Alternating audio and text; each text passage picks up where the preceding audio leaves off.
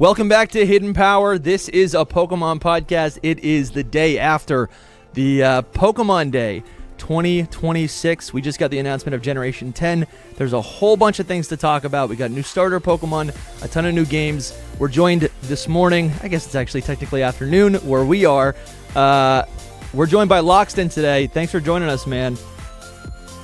Hey, thanks for having me. Absolutely. My name is DustyGogoat. Today I'm joined by TraderLumi. Hello. And SoulSilverArt. What's up?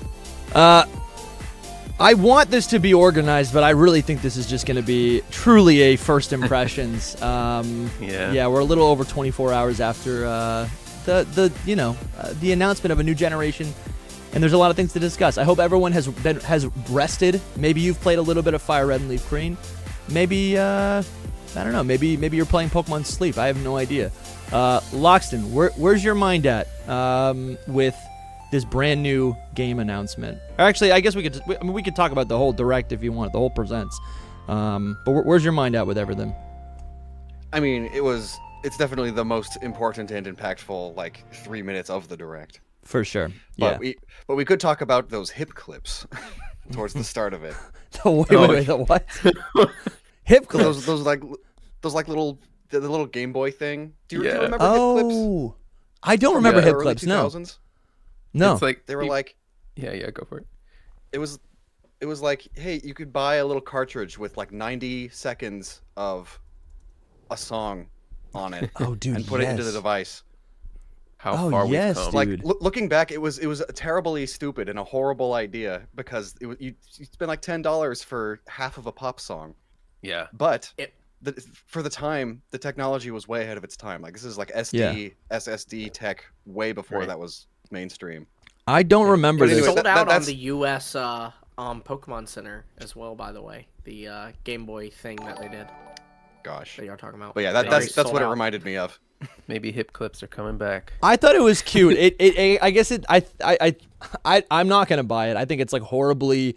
What we're talking about is the I don't even know what it's called. It's like a Game Boy. It's a device that looks like a Game Boy, and there's 45 tracks from Red, Blue, and Yellow, and you would just swap those carts in and out as if it's a Game Boy game to play whatever that song is. I think it's a novelty. It is, I think, horribly inconvenient, but I do think it's kind of cute that they're trying to basically with this toy preserve I don't even know if it's a joy, but it's an experience that we all, anyone who ever had a Game Boy game has had, which is just sliding in and out whatever video game you're playing. And I guess that's kind of a thing with carts nowadays, but that's not, I feel like you just download games nowadays. We're it's inching cute. Closer and closer. I thought to it was that cute. No longer being a thing at all. Yeah, absolutely. Okay, listen, anyway, we can analyze that love... for 30 minutes if you want. I mean, I would definitely like it if it had tons of music on it. But apparently, swapping out the cartridges is oh man, it's for collectors. How many cartridges are there? You're probably gonna. Oh, you can't see my hands, but this many. It's a this little many. Collection of them all, and you just pull them out like cassette tapes. It does. Wild. It did look kind of cute, with how small it is. It's a cool collectible. I am Keep thinking talking. though, The dog wants something. I thought it was funny that they announced that, and like y'all said, it's you're having to remove the cartridge, put another one in to play all these music. But then the same day they announced, oh, by the way, in Pokopia there'll be a little radio in the game, and you can do all these different tracks. And then in what is it, Champions? Oh, you can play all these different battle music. But then they're here's a thing where you have to switch it out. It's funny that they announced something so tedious with music while also announcing so many things that were this is what I want with music. Yeah. Yeah. Absolutely. We got some super chats here. Elijah Anime, thanks for hanging out. They say, I think Winds and Waves will release February 27th, 2027. That's Pokemon Day. Guess, though. That's Pokemon Saturday, Day. I think. That's a Saturday, so I feel like it would be before or after, the Thursday before or after. Yeah. I was kind of thinking about it, and I'm like, okay, Meetings after. if it does come out, it's coming out in 2027, there's a good chance it just comes out after Pokemon Day, so they get to juice this for 2 Pokemon Days, which is kind of exciting. I'm down. Yeah. I'm down. Or Yeah, we get I to don't wait know. until 2027's November. I know that's the thing Stop. that I don't want to think about, but I guess Stop. we had to do that for ZA, so it is possible. But the more time they have to polish it, the better Yeah. it'll be. I That's what I people say. agree, and I agree, and I know that when I'm on the other side of it, I will be like, good call. But as of right now, having to look at the idea of it being, what would that be, 21 months? Is that right? Yeah. Away, something like You're that. the math guy. It's no, you know. Yeah, it's bad. So Loxton, yeah, let's just get into Yes. this. Where's your mind at with Winds and Waves? We saw the trailer. I think it looked good. You could bring a lot of insight into this conversation though, because you actually play like an absurd amount of games. Like you have Like reference Pokemon is points. one of my favorite like fictional worlds, but for total game time, like it's maybe 5% of what I play. Sure. Like I'm a big PC gamer. My Steam library has Yeah. over 1,000 games, kind of thing. Yeah. It's nice. So are you happy with what within- you saw?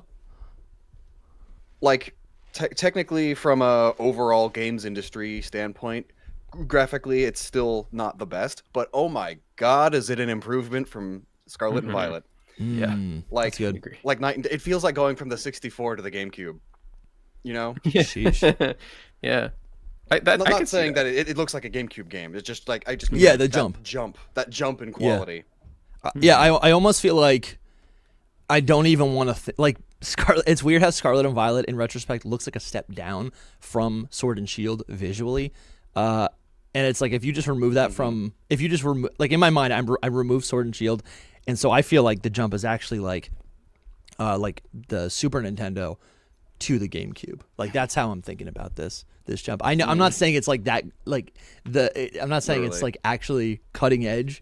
And like just in general for the industry, but like for Pokemon video games, like it looks stunning, dude. I don't know. I've been looking at the comparison shots of Scarlet and Violet to this, and it's insane. They picked the worst ones for Scarlet and Violet for that thing, though, too. You know, True. I'm not saying Scarlet and Violet wasn't ugly in a lot of ways, but you know No, it what was they do hideous, with dude. those. I think it was Let's absolutely. pick all the worst shots ever and compare them to the shots we just saw, just to defend it a little bit. You know, Sure, just a yeah. little. Oh yeah, the Pikachu Waves Pikachu here. She's got blue eyes. This might be the origin of the blue-eyed Pikachu from the anime. No, that's interesting. Yeah, you're That's right. crazy. The Pikachu that And learned it was surf. a surfer, and this is the wavy. Oh my gosh. That is a deep cut, man. Dude, I That's didn't even crazy. think about it. Are these Pikachu? And the Windy Chew is the flying one. So we were Yeah. It talking on. wasn't in the anime, but they had the These Yeah, are the yeah. professors.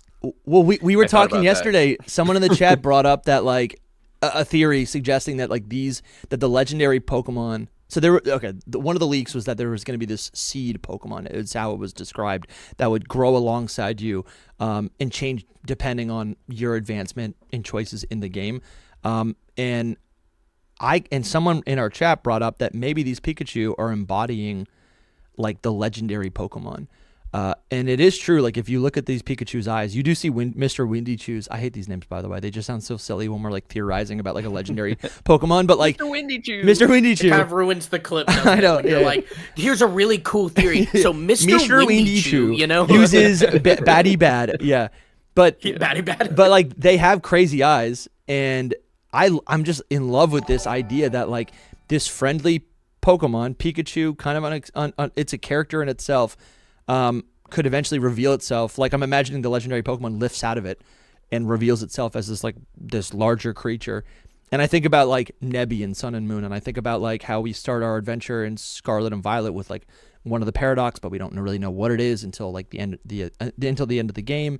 And now I didn't think about these two Pikachu being Surf and Fly potentially, which is HMs, which is bringing it back to Let's Go Pikachu and Eevee, where you use your Pikachu to unlock everything, right? Like I don't know. I don't know That's about that though. The protagonist art they have like a surfboard thing with propellers that they carry Yeah. around. oh, do they? true. Let me see. But- Let's pull those up. Yeah. Oh, you're that- saying the the characters. Yeah. Yeah. Super cool that he's just like holding it like that. By the No, way, it is really did cool. y'all catch that? So we actually have this up on our Twitter. But the Japanese logo usually always has like a symbol of the gimmick, and of course here there is this Japanese symbol, or there is the symbol in the Japanese logo rather, and that symbol is also on, oddly enough, only the Winds characters. They have a little satchel like around their waist that has that symbol on it. You know I'm what sure that that probably the is? Waves character also has it somewhere, Yeah. and it's just in a different place. Exactly. But it's just visible on the Winds character. Yeah, that's what I was gonna say. Like, it's just you can't see it somewhere. Yeah. They probably both have it. The symbol reminds me of a Chinese Ryment, if I'm pronouncing that right. Dusty might have to look that up because I don't know what that is. It's like what a lot of Chinese deities wear, like around their. I know what you're talking about. Yeah. It's like a cloth thing, right? It's like RAI. Ryment.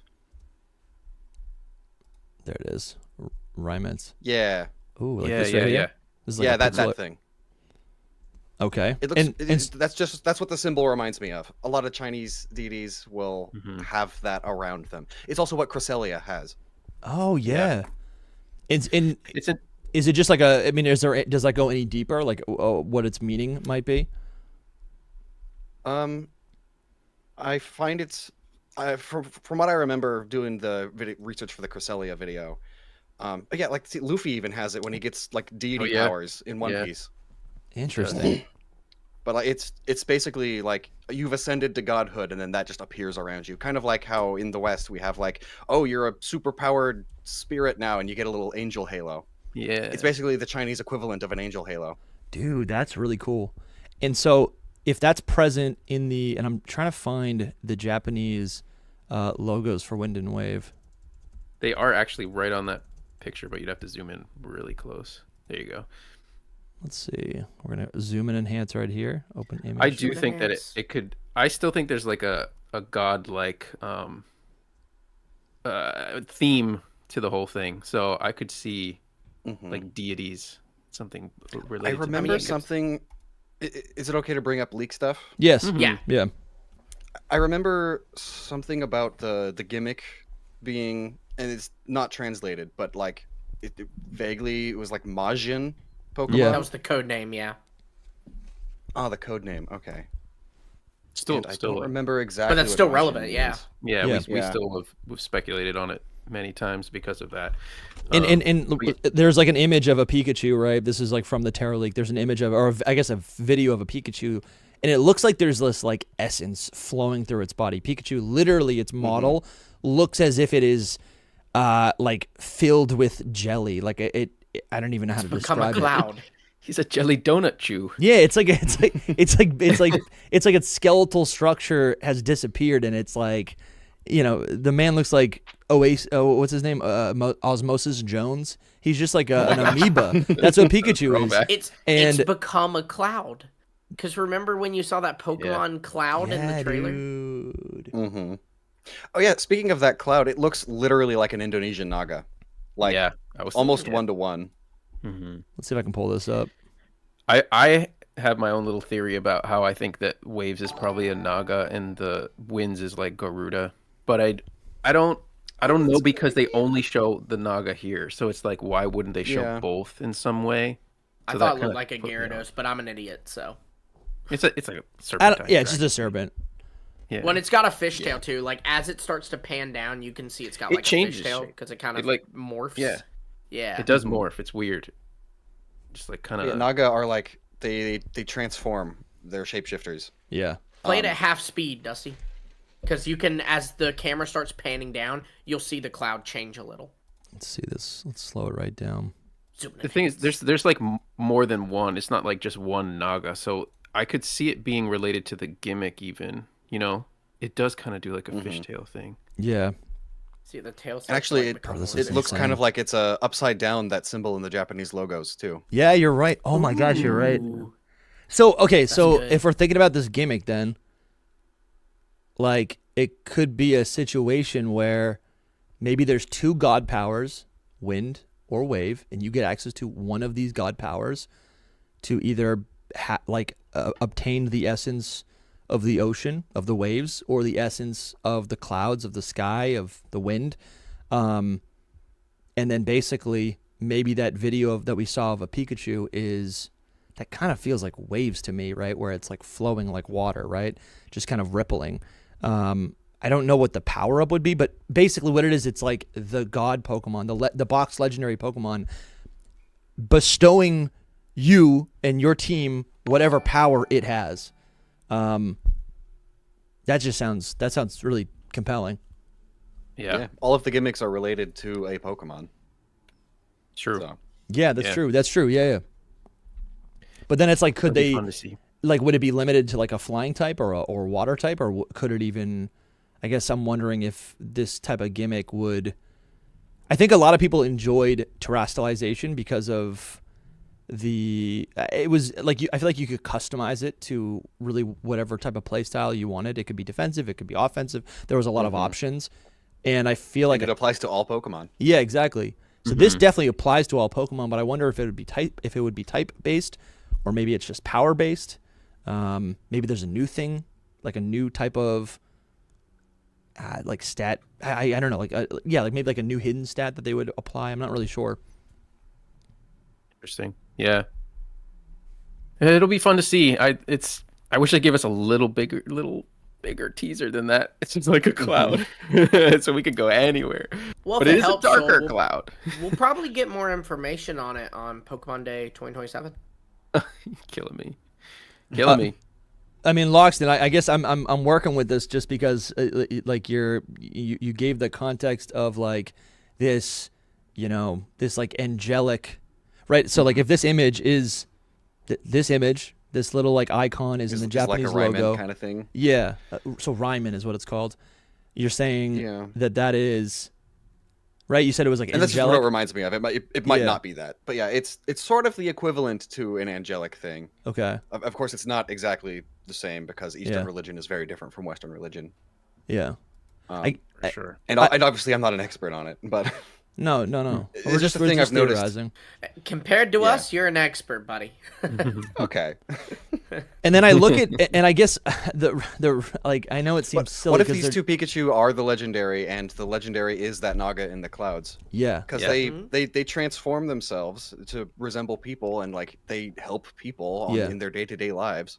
Yeah. So I really think just make that be a Pikachu instead. Yeah. Because they in the Terra Leak they described the Waves legendary to be like a female. They called it like the Waves grandma, and the Winds one to be a Winds grandpa. And you see these Pikachu there's a gender difference here, and the Winds one is male and the Waves one is female. So they just look like an old retired couple going on vacation. Yeah. I mean seriously, so they do seem older, For their like respective games too, like he's Winds and she's Waves, so it's like it lines up perfectly. It's kind of. They also don't quite look like Pikachu, right? Like not just because they have clothes, but they do have like a tan and the eyes are different, which I feel like is a. She has pink cheeks. Yep. They are pink cheeks. And the eyes are the biggest. That's their way of saying these are not. Yeah. Really Pikachu. The eyes are the biggest thing for me because I feel like most Pokemon, when they get a form or a regional form or even a Mega Evolution, it's still the base Pokemon. Like, and I feel like by changing the eyes this much, I don't know. I mean, those the eyes are like glow. Like I don't know. They said like the eyes are the window to the soul, and I love the. I don't even know if it's like a trope, but maybe it's just because we're a couple months. I'm a couple months off watching some Christmas movies, but like the classic thing where it's like you meet, there's a random person, and it's like then you find out later they're Santa Claus, right? Like. Like that's got to be a thing, right? It's like I don't know. The god, like a god, will disguise themselves among man, right? It's like a sign. I don't know. So I don't know if it's common in this folklore specifically, but like in all kinds of folklore, like Norse, Greek, all that, it's like so common. Like almost every story begins with X god disguises himself as a person. Yeah, I really think that we can't throw out like Greek inspirations either. Like I know that we were like it's not the Greece region or whatever, and people will get mad. People will get upset because they're like, this is an Eastern region. Why would you like talk about Western stuff? I've heard it a million times, but remember Spear Pillar? What was it? Spear Pillar. Yeah, middle of Hokkaido, Japan, Greek ruins. Yeah, I don't think we can throw out Greek inspiration from this game at all. I think there could be tons of like Greek god stuff going on. Just because, and then I don't mean like actual ones. I just mean the influence of them. And we've seen this before. I mean, like even in Kalos, we were just in Kalos, and like those gods, right, or those legendaries take inspiration from its Norse mythology, correct? Norse mythology. Unova is New York City, and you're seeing Chinese, right? Yin Yang is Chinese, not Japanese, right? Whatever. It's not New York mythology. And then it's not Timothy Chalamet. Yeah, I want to say Sun and Moon even might be pulling from some other folklore. I feel like I've heard that. But well, you got the aliens. And Drampa is very much Chinese. Yeah. Yeah, so I don't think they're married to it. Also, for what it's worth, too, in the Terra Leak, I think it was Omori talked about other places that they had considered for the region. Oh, yeah. And, he considered Canada, he considered Scandinavia, but he did also say that they considered Greece. And, so you could think hypothetically when they're picking the region, maybe they have like little ideas swirling, and so maybe they're thinking, hey, it'd be cool to kind of do something with Greek gods. So maybe we should look at doing a Greek region, and then they rule it out for another reason, but they still are like, but I like this idea of the Greek gods. It's definitely cool. That, the European connection and ZA. I bring it up in a video that's coming out tomorrow.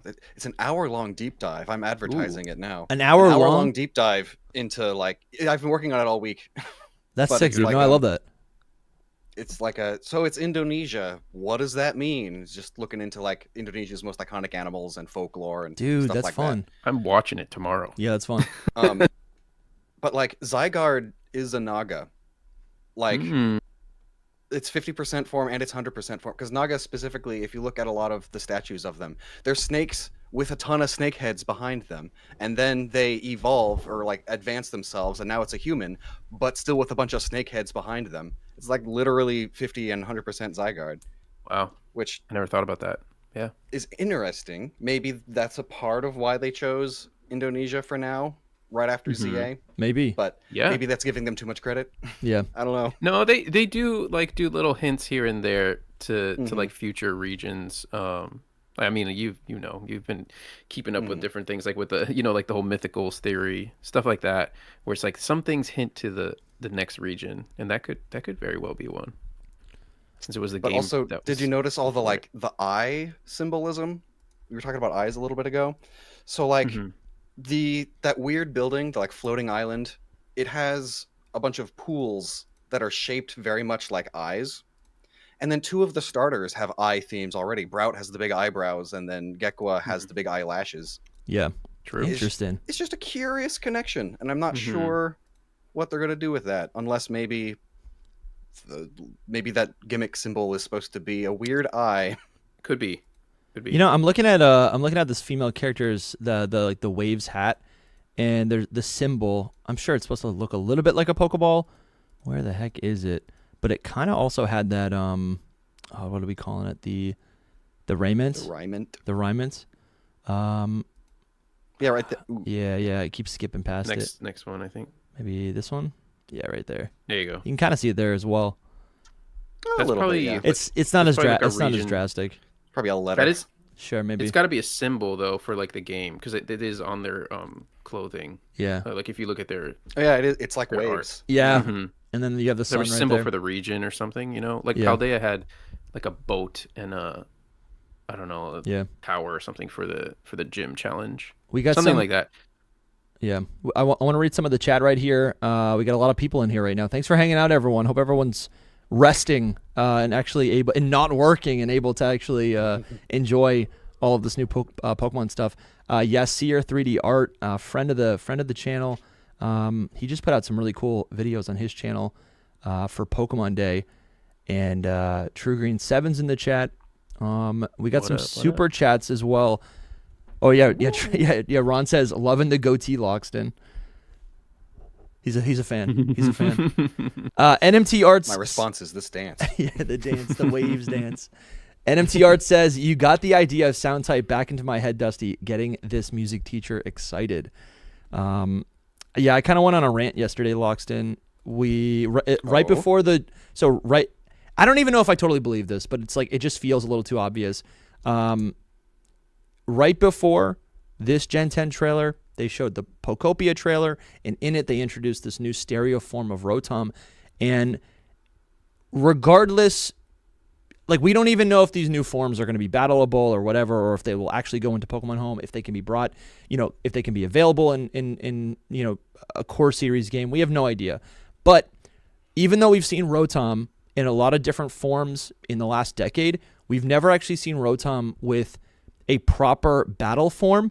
And the stereo, the stereo device that Rotom overtakes, in Pokopia at least, matches. It's the same type of like weird, one-of-a-kind orange electronic device that all of its other battle forms possess. And when it does possess, and it goes into this stereo form, it also has this like glow around it in the same way that all of the other Rotom battle forms, have.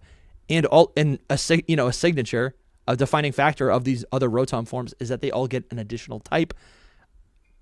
Listen, people have been talking about sound type for 20 years, but like, it does feel quite peculiar that Rotom would get a new form that feels and looks like a battle form, right as they launched Generation 10.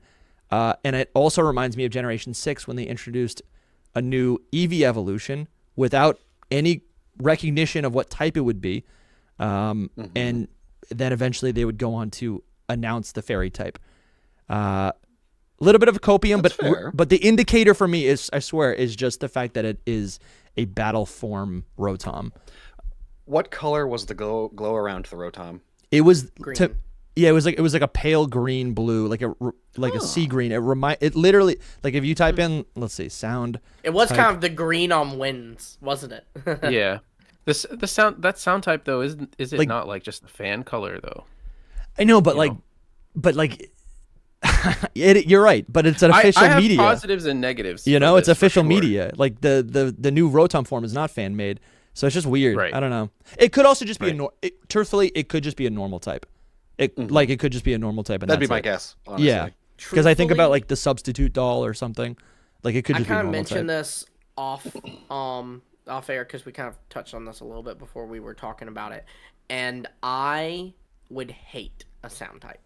I think it removes a really cool thing that Pokemon's doing right now, where there are like types within types, right? Like sound type and wind type, and if you want to be technical, even like punching moves, where some moves are falling under these subcategories, and you're even seeing Pokemon abilities affect that. Like Brambleghast has Wind Rider, where it raises its attack when it's hit by a wind move, and that can include things like Gust, sure, but also Heat Wave and Blizzard. And then you have sound moves that are like that with like Boom Burst and Bug Buzz. And so I think that by making it an official type, you remove that like diversity that's within the type and within some of these Pokemon abilities. Yeah. So I'm not against a new type, but I think sound type should remain the subtype. Yeah, and then I think the about idea of it being a property of moves rather than right, exactly. Yeah. And I can totally get on board with that because, like, what are you going to do with Toxtricity? Like, I think it's like easy though. I know what Lumi's saying. You're saying more like in other typed moves, but like for normal sound type moves, those could just become sound type moves. Yeah. Like Boom Burst. Like that could just instantly become a sound type move. Yeah. But you're talking about like Bug Buzz. But Bug Buzz is a bug move. Like, you don't have to change that. It's just a bug sound kind of move. I don't know. Does the soundproof ability keep you safe from like Bug Buzz and things like that? I don't know. Yeah, maybe. It does, yeah. And then soundproof properties makes too, you like, immune to sound moves. They can also also Toxtricity has Punk Rock, which not only boosts the power of sound moves, but also he takes less damage from sound moves. And then sound moves can go through a substitute. And completely ignore it and hit the Pokemon. See, that all sounds competitive and fun. That's cool. That's what I'm saying. That all sounds fun. So to then relegate it to like its actual own typing feels. I don't know. I feel like it's like better. how, like I like the idea of it being a sub thing, like a property of moves more so though. And I have always had the opinion that I feel like Levitate should be also. There's too many Pokemon that like float but don't have the levitate ability, so they still get hit by ground moves. Dude, you're right. Yeah, I agree. I feel like that should just be a separate thing from abilities. Is that something like we could see in Gen 10 that you can have two checkbox. abilities? Mm-hmm. That's what I was going to bring up though. Is like it happens a lot with flying type abilities essentially, but like Wind Rider, like I don't know if you just brought it up, but like it's like a flying type ability, but it kind of works the same. I don't know if we can count abilities in like some kind of type change thing for sound type. I do want to say that I have like when the Rotom is introduced, it's actually introduced as like a Rotom form, which is really interesting to me. Yeah, it says stereo Rotom in parentheses. Yeah. It has like a form attached to the end of it. And I'm like, that's interesting because it would get another type if that was the case, most likely. That said, it does that for Greedent too. Yeah, it does. So but I'm just saying that to me actually makes me think that maybe they will be eventually moved over, because it's not like moved over with their names, which its name is DJ Rotom. But then when it's introduced, it's stereo form. Yeah. Mm-hmm. So it's like, oh, that's interesting. Why did they do that? At the same time, I wouldn't hate it being electric normal and just like boom burst or whatever as it's moved, because when Rotom changes forms, it like gets a certain move. Yeah. I would love that. That's my pro, but my con is when you were talking about like it coming out with Gen 10, it actually wouldn't come out with Gen 10 because Gen 10's in 2027. No, so but it's a hint. It's like a yes, you are right, but what I'm thinking is it reminds me of when Pokemon like Bonsly or I don't know, Kecleon would debut in the prior like generation, in the previous generation, so we'd have my thing is like, Pokemon do they a year ahead as characters. Do they introduce the sound type like ahead of the game? I guess maybe. Like I don't even know if it's or types. the problem. I imagine Pocopia wouldn't. I imagine Pocopia probably wouldn't care about telling you what types all the dudes are. Right. Here's the problem. What we're all basing this on is if you can move DJ Rotom into home and then move DJ Rotom into Champions, which will be out later, and it has the sound type before Generation 10 comes out, you have some kind of problem because sound type doesn't exist until Generation 10 comes out. So it's like, but I don't. They could retcon it. They could the reason to make it electric normal and just give it boomers and be done with it. I was given a plus and a minus. For real. Like, it's just so weird that it is literally it's like it is a weird, peculiar orange stereo in the same way that all these other applications are. Like it just feels sus. It feels sus. Oh, I agree. That's all. I think there's a chance this could be something or become something. I just don't think it's a new type, and it is largely because I don't want the sound type. Yeah. I also do feel like if Pokemon was planning a 19th type, it would be something that, like, sound type is the most heavily speculated one, and I feel like it wouldn't be that because that's what we're all banking on. Yeah, because it's so like popular.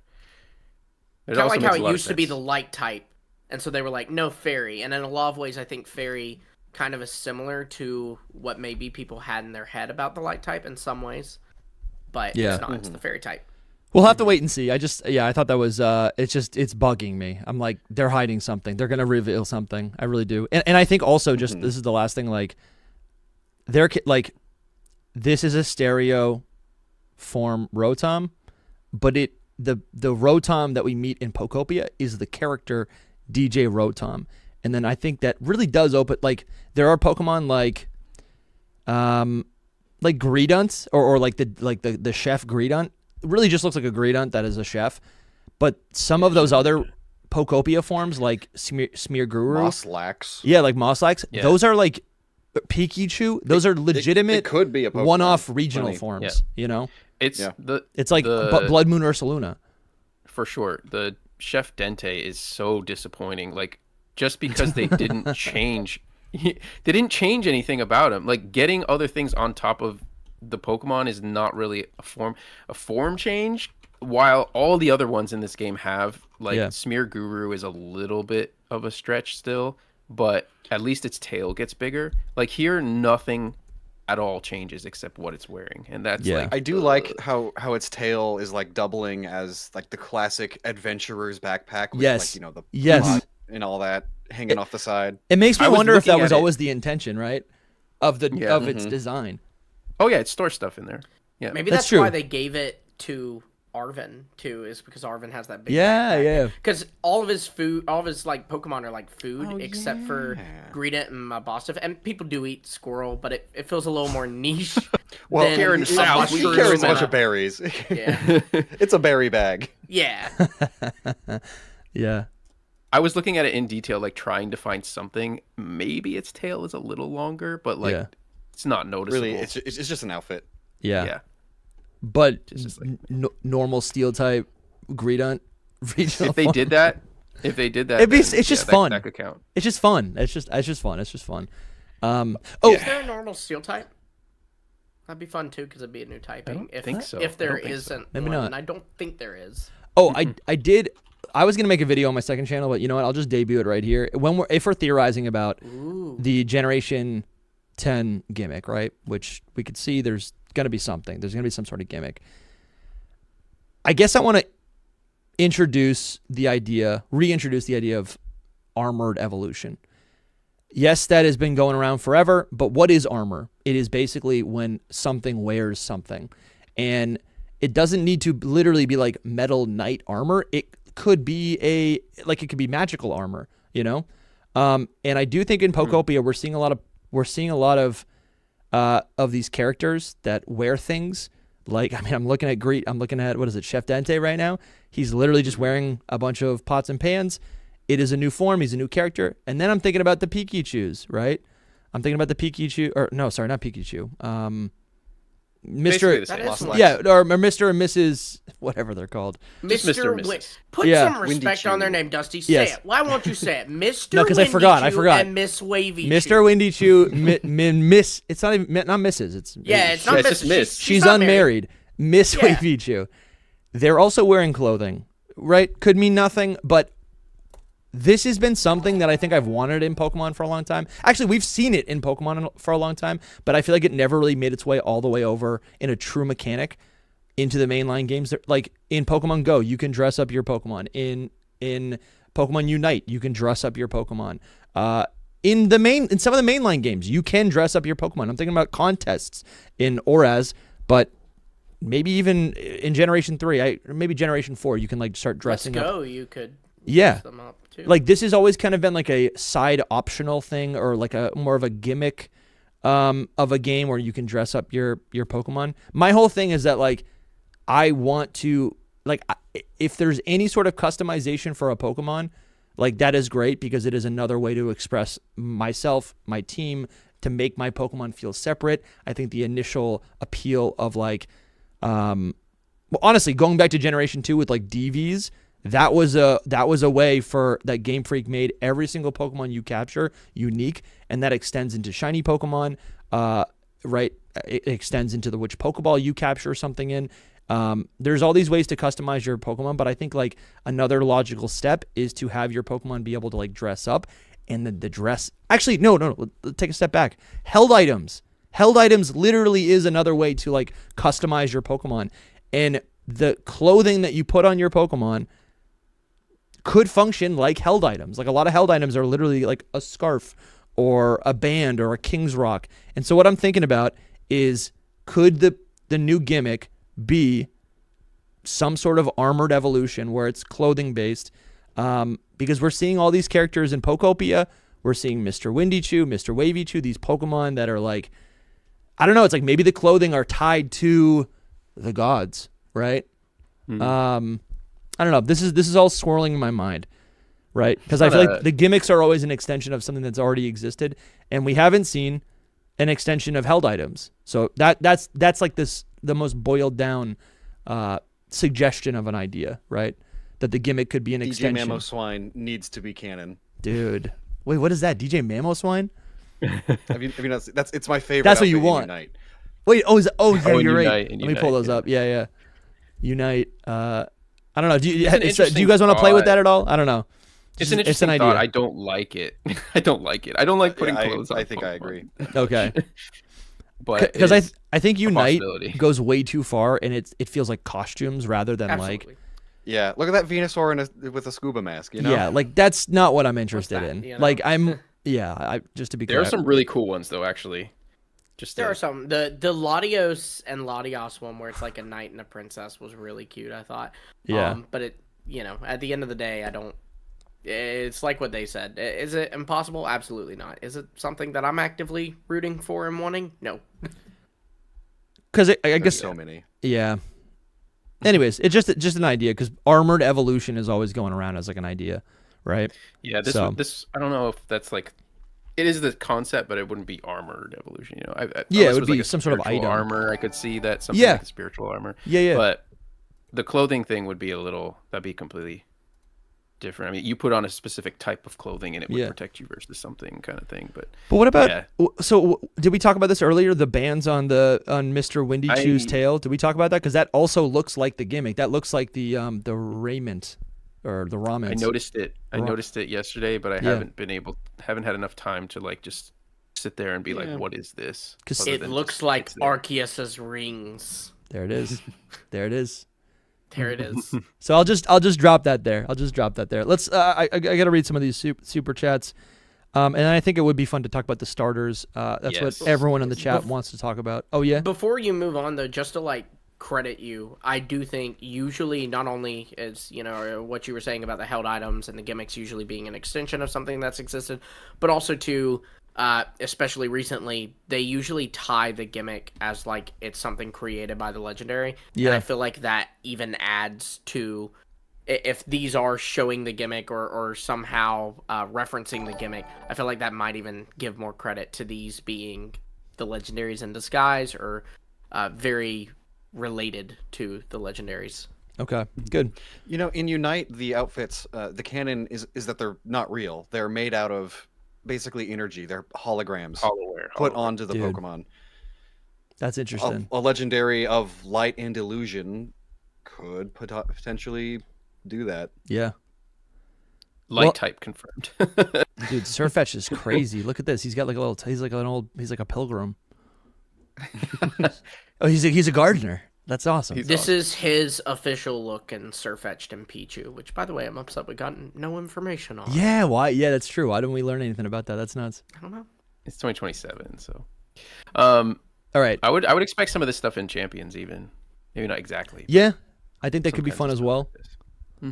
All right, let's. I want to read some of these super chats. Munching Munchlax became a legendary tier member. Welcome. Hope you're doing well. Thank you so much. Yeah, and if anyone wants to join, if you want to support the show, that's always appreciated. $5 a month, you can become a member here on YouTube or on Patreon. The perks are the same. The price is the same. It's your choice. Link in the description. But at that lowest tier, you get access to 4 additional podcasts every single month. That's 1 a week. And we have like so much old content that you could go and binge while you wait until the end of 2027 for Gen 10. And there actually is, I'm sure we're going to be doing some like new Leaf Green, Fire Red content, but there are a couple playthroughs, some live streams of those games in our backlog available to members only. So definitely a good time to check that out. Thank you, Munching Munchlax. Fish Lad super chats and says, "Are remakes dead? BDSP dropped in 2021 and no news on anything. Also, we have a Fire Lion Tiger. I need Pombon to evolve into a Fire Red Wolf." All right, let's shelf the starter talk. That is cool. And then I do want to. We'll talk about starters in a sec. But yeah, are remakes dead? What do you guys think about that, Loxton? I don't think so. I don't think so. I think there might be a lot of time before a Gen 5 remake, and by God, do I hope it's not just another BDSP style remake. BDSP is the first like Pokemon game I didn't touch. Really? You didn't even play it? Like I booted it just to get a save file for something. Sure, yeah. I don't even remember which game it was. Some game probably Legends Arceus. You got the like side quests in it. Yeah, it was that. So I literally just booted the game up, got the starter, saved, closed it. Never touched it again. Sure. Hey, you know what? I kind of respect it. You didn't miss much. If you played Diamond and Pearl, it was. You didn't miss much. Yeah, but I don't think so either. Just because also too, the Terra League had a thing where Game Freak was saying they kind of addressed Brilliant Diamond, Shining Pearl, and they said like, hey, if we do a remake, we do want to do things differently. And we do want to like add content to the game, more like Oris. So them kind of talking about the future of remakes tells me that there is a future for remakes. I want Black and White and Black and White 2 to be the same game. How do you think that would work though, because of the 2-year time skip? Like, do you think it could just be like you boot the game up and it asks you which one? Oh, okay, that would be fun. So they're still separated. They're just right in the same cartridge. For real? Yeah. Since they use the same world and all that. You beat one and it unlocks the other. Sure. 2 years later. I don't know how many years it is, but Black and White 2 is my favorite game. I think it is mine as well. Of the classics. Yeah. right. But all I actually want. Favorite. I haven't played it in a while, so I don't know if it still is, but it definitely, for some time, like, it was high up there. It was like, you know, there's a favorite. I feel like a lot of Pokemon fans have like a favorite, and then one they think is like the best, but it's not necessarily their favorite, right? Yeah. And Black 2 and White 2 is one of those games that anytime someone says, I think that's the best Pokemon game of all time, I'm like, no arguments here. Yeah. It definitely holds up. The only thing that like burnt, like, has just, it makes me so sad is that Heart Gold Soul Silver was so special because of the following animation, and all of the Pokemon have overworld sprites in Gen 5. There's no following mechanic. And it's like my ideal, like Black 2 and White 2, I think I might prefer over Heart Gold Soul Silver if it had just that following animation. Because I think it's so special to see and to like reflect your team in the overworld, no matter where you are in the game, right? And to just see your Pokemon, I don't know, that just would be so special. All right, let's keep going. Brandon Morgan says Team Gekwa. Yes. Yeah, Gekwa gang. It's growing on me. Gekwa gang. My whole family, I visited them at, like, I just, I went to see the nieces and nephews, and they were all like Gekwa, and I was like, okay, there it is. That's what people are loving. The Pooch is good. The Pooch is mine. That's I think I'm yeah. Honestly, they're all growing on me. I like Brout. I do like Brout as well. They're all good. Red Zero says, I have a question. I don't know if you have brought it up yet, but do you guys think that the Terra Leak has anything to do with the release of Winds and Waves? What do you guys think? Yeah, that is a thought. That is a thought because it happened. They're revealing it a bit early, but yeah. Well, it makes sense to talk about it on Pokemon Day, especially if the plan is to have it released like next February. Yeah, right. They'd probably want just a solid year to promote it. Yeah. I'm hoping for that. That's what I need. I think that when you're like us and we look at the leaks, they feel a bit more monumental than they actually are. Because at the end of the day, what percentage of consumers are aware of leaks and like are kind of plugged into that, you know? I don't think that Game Freak is making giant decisions based off of leaks, you know? I feel like it's 100,000 people who are like actually locked in. Right. And leaks. Out of, you know, how many copies? 28 million for Scarlet and Violet, something like that. Yeah. That number is so minimal. Yeah. So I don't think they make big decisions off that. They might make some smaller decisions off that, but I don't think that they like tighten security. But I don't think that they're gonna like go, hey, you know, the Terra Leak happened. Let's delay our game. I think it's more likely that just there's delays internally. You're kind of honestly, we're kind of seeing that with other games. Like, this isn't new. We know that Legends EA was, we know this from the Terra Leak, the calendar for it. Legends EA was slated to be a 2024 game, and Mega Dimension was supposed to release summer of 2025. Mega Dimension released in December, and Legends EA released in October of 2025, so that was clearly delayed.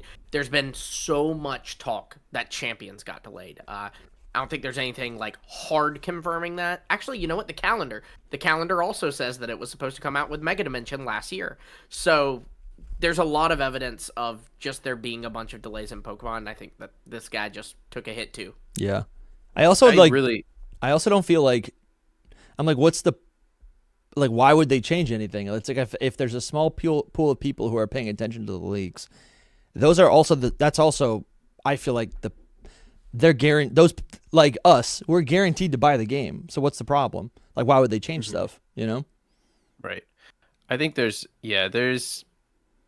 There's two different things, right? Because you are right about there being like a small group of people that really know like a lot of stuff, but then there is like I really think that most people probably had heard the names winds and waves before this happened. Yeah. So like there's little things that are that big that trickle out to like everyone. So I do think that they probably were concerned a little bit about those things. But what does that affect? I don't think it affected their timeline at all.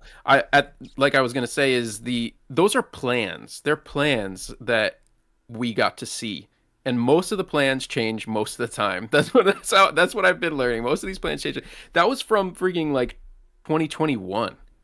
And they were probably laughing at us when we were coming up with all being like, this is their plan documents, when they had already changed it before that stuff even leaked. Do you know what I mean? Yeah. Like, probably all of that is changed before it even had leaked. And so it's like, you can't be too concrete on that stuff. Yeah, I mean, and it's like, okay, so the names Winds and Waves were circling around. Loxon, name of the games are Winds and Waves. Now that you know that, you're not going to buy the games, right? Like that's ruined the experience for you, you know? Like, yeah, I've been spoiled. How much does that do, you know? Yeah, very little. All right, what if, this is by Infrared, they super chatted. Thank you so much, man. That's a really generous donation. They say, what if the gimmick power allowed them to either dive or fly depending on the power? That way you can bring Pokemon down to dive with you or fly. I like that a lot. That was something that we brought up yesterday. It's like, if a lot of this game takes place underwater, is it like advantageous to have like a team of like 3 or 4 water Pokemon at all times? I like that a lot. Like maybe the gimmick, I guess it could be a battle gimmick, but I like the idea of the gimmick actually being tied to the overworld as well. Like the gods giving you powers to traverse. That's kind of sick. Like basically, tying it in with like HMs, you know? Keep cooking.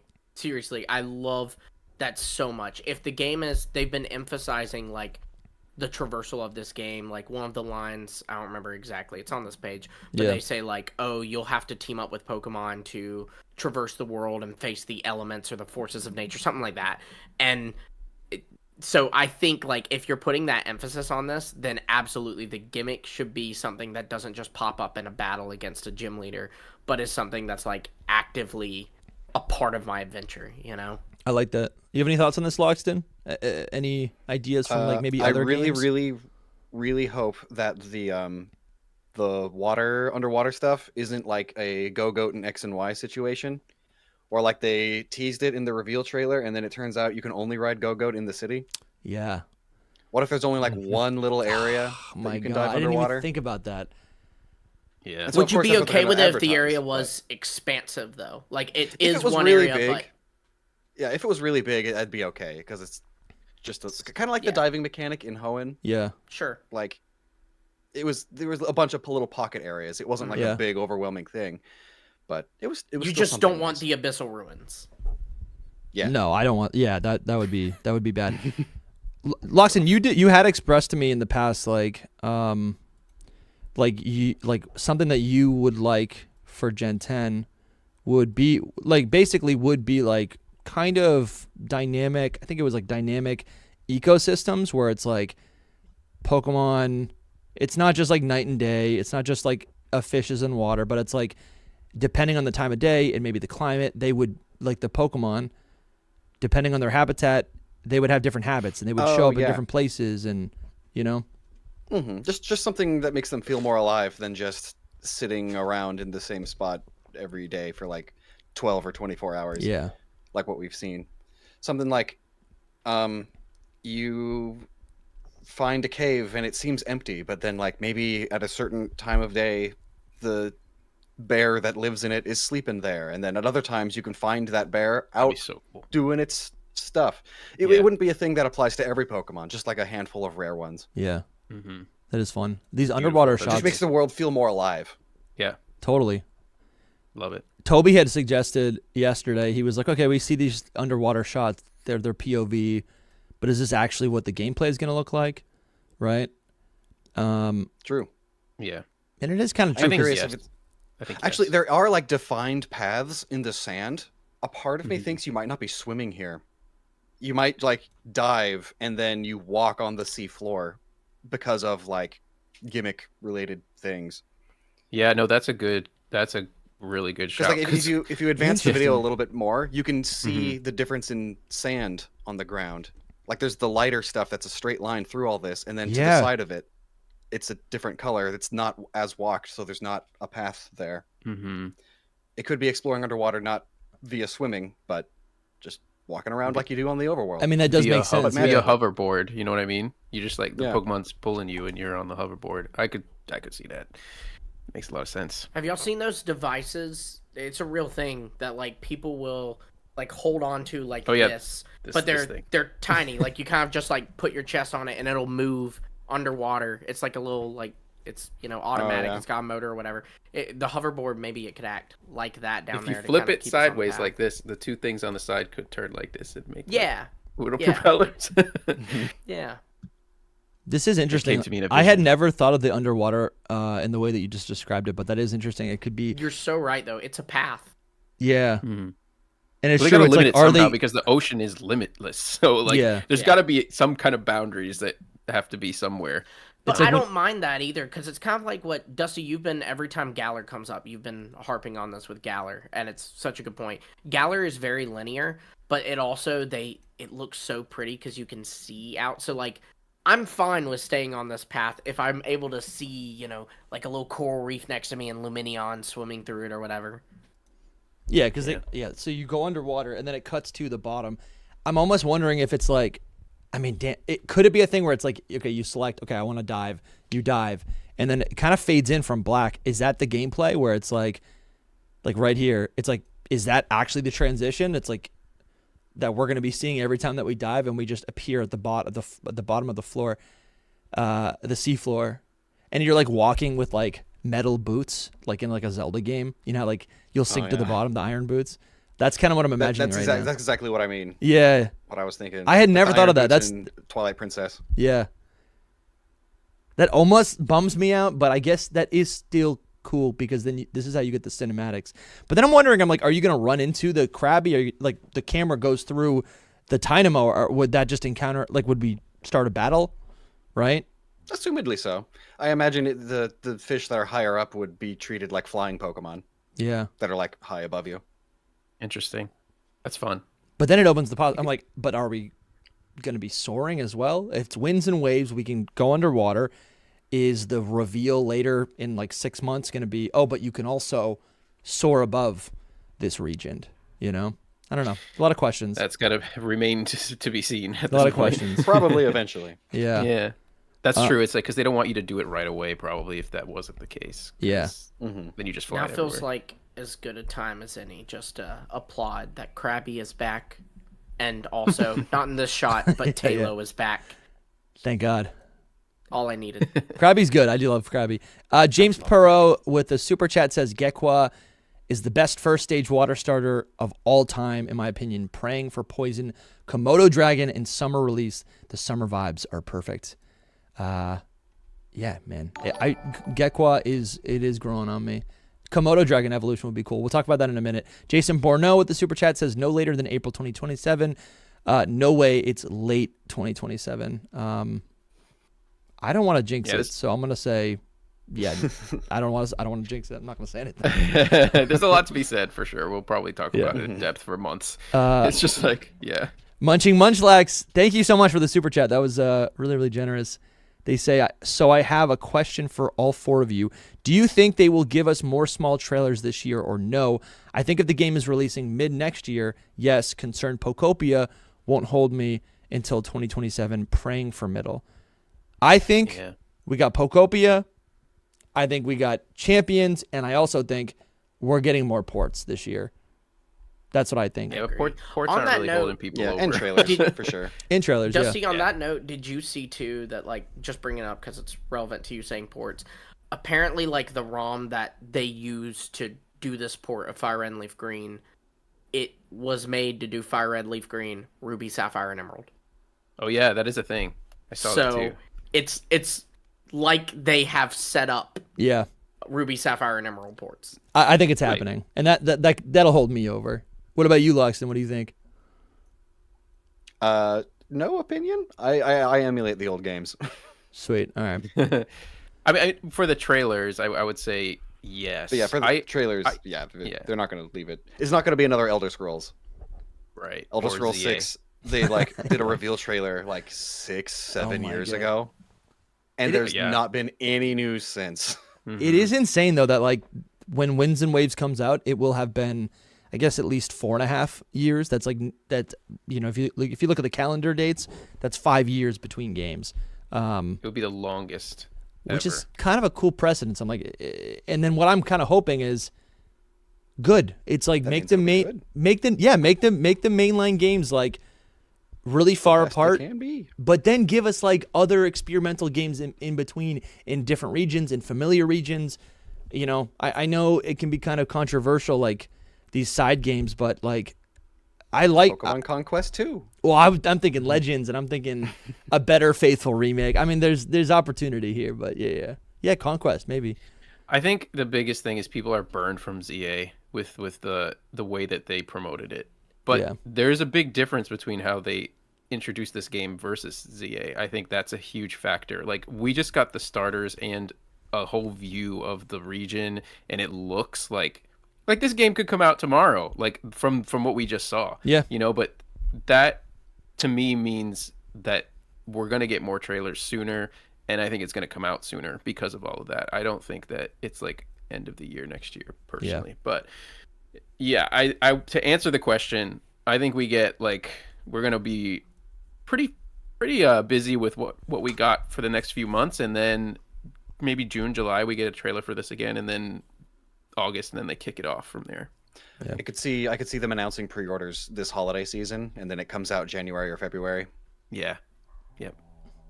Danny Oak with a super chat says something cool about Pokopia is these Pokemon forms taking on the roles of humans in the Pokemon universe. I wonder if we get a Nurse Joy Blissey. That is kind of interesting. Yeah, that's like there's like back. It's like this is the precursor to Mystery Dungeon. Yeah, seriously. Seriously. Yeah, it's like they're evolving to fill roles in a civilization. Yeah, that's cool. DJ Isaac says, "Hi, I love your theory videos, Noggin. Do you all think that this region would be comparable to Hoenn, my favorite region? Towns on most islands." By Isaac. Yes. I do mention in the video that's coming out tomorrow that like I wholly expect the majority of the Alola decks to be here and a lot of the Hoenn decks, just because both of those regions already have elements from this part of the world. That's fun. It's kind of a given. That's good. Honestly. We were looking at just from the first trailer, we see Wailord, Tailo, Tropius. That's just off the top of my head. So we're already seeing some Hoenmons. We were looking at like different forms and stuff that could happen, and a lot of from Kanto there's some stuff like all of the pitcher plants. I'm not saying Victory Bell would get something, but there's like all these crazy pitcher plants. There's the Vileplume, like death plant, whatever it's called. There's a bunch of little references from Kanto Pokemon, because back in the day, you know, like, it was from anywhere. Carnivine. You know, so there's a lot. If we don't get a Tropius evolution now, Tropius is never getting anything. Dude, I need it so bad. Tropius, I'm pretty sure dude. it's the first Pokemon shown in the trailer alongside Gloom. I'm convinced. I'm convinced. For those that don't know, you know how big bananas are globally, like how important they are? Bananas originate from this part of the world. This is where all bananas have descended from. Same with chickens, by the way.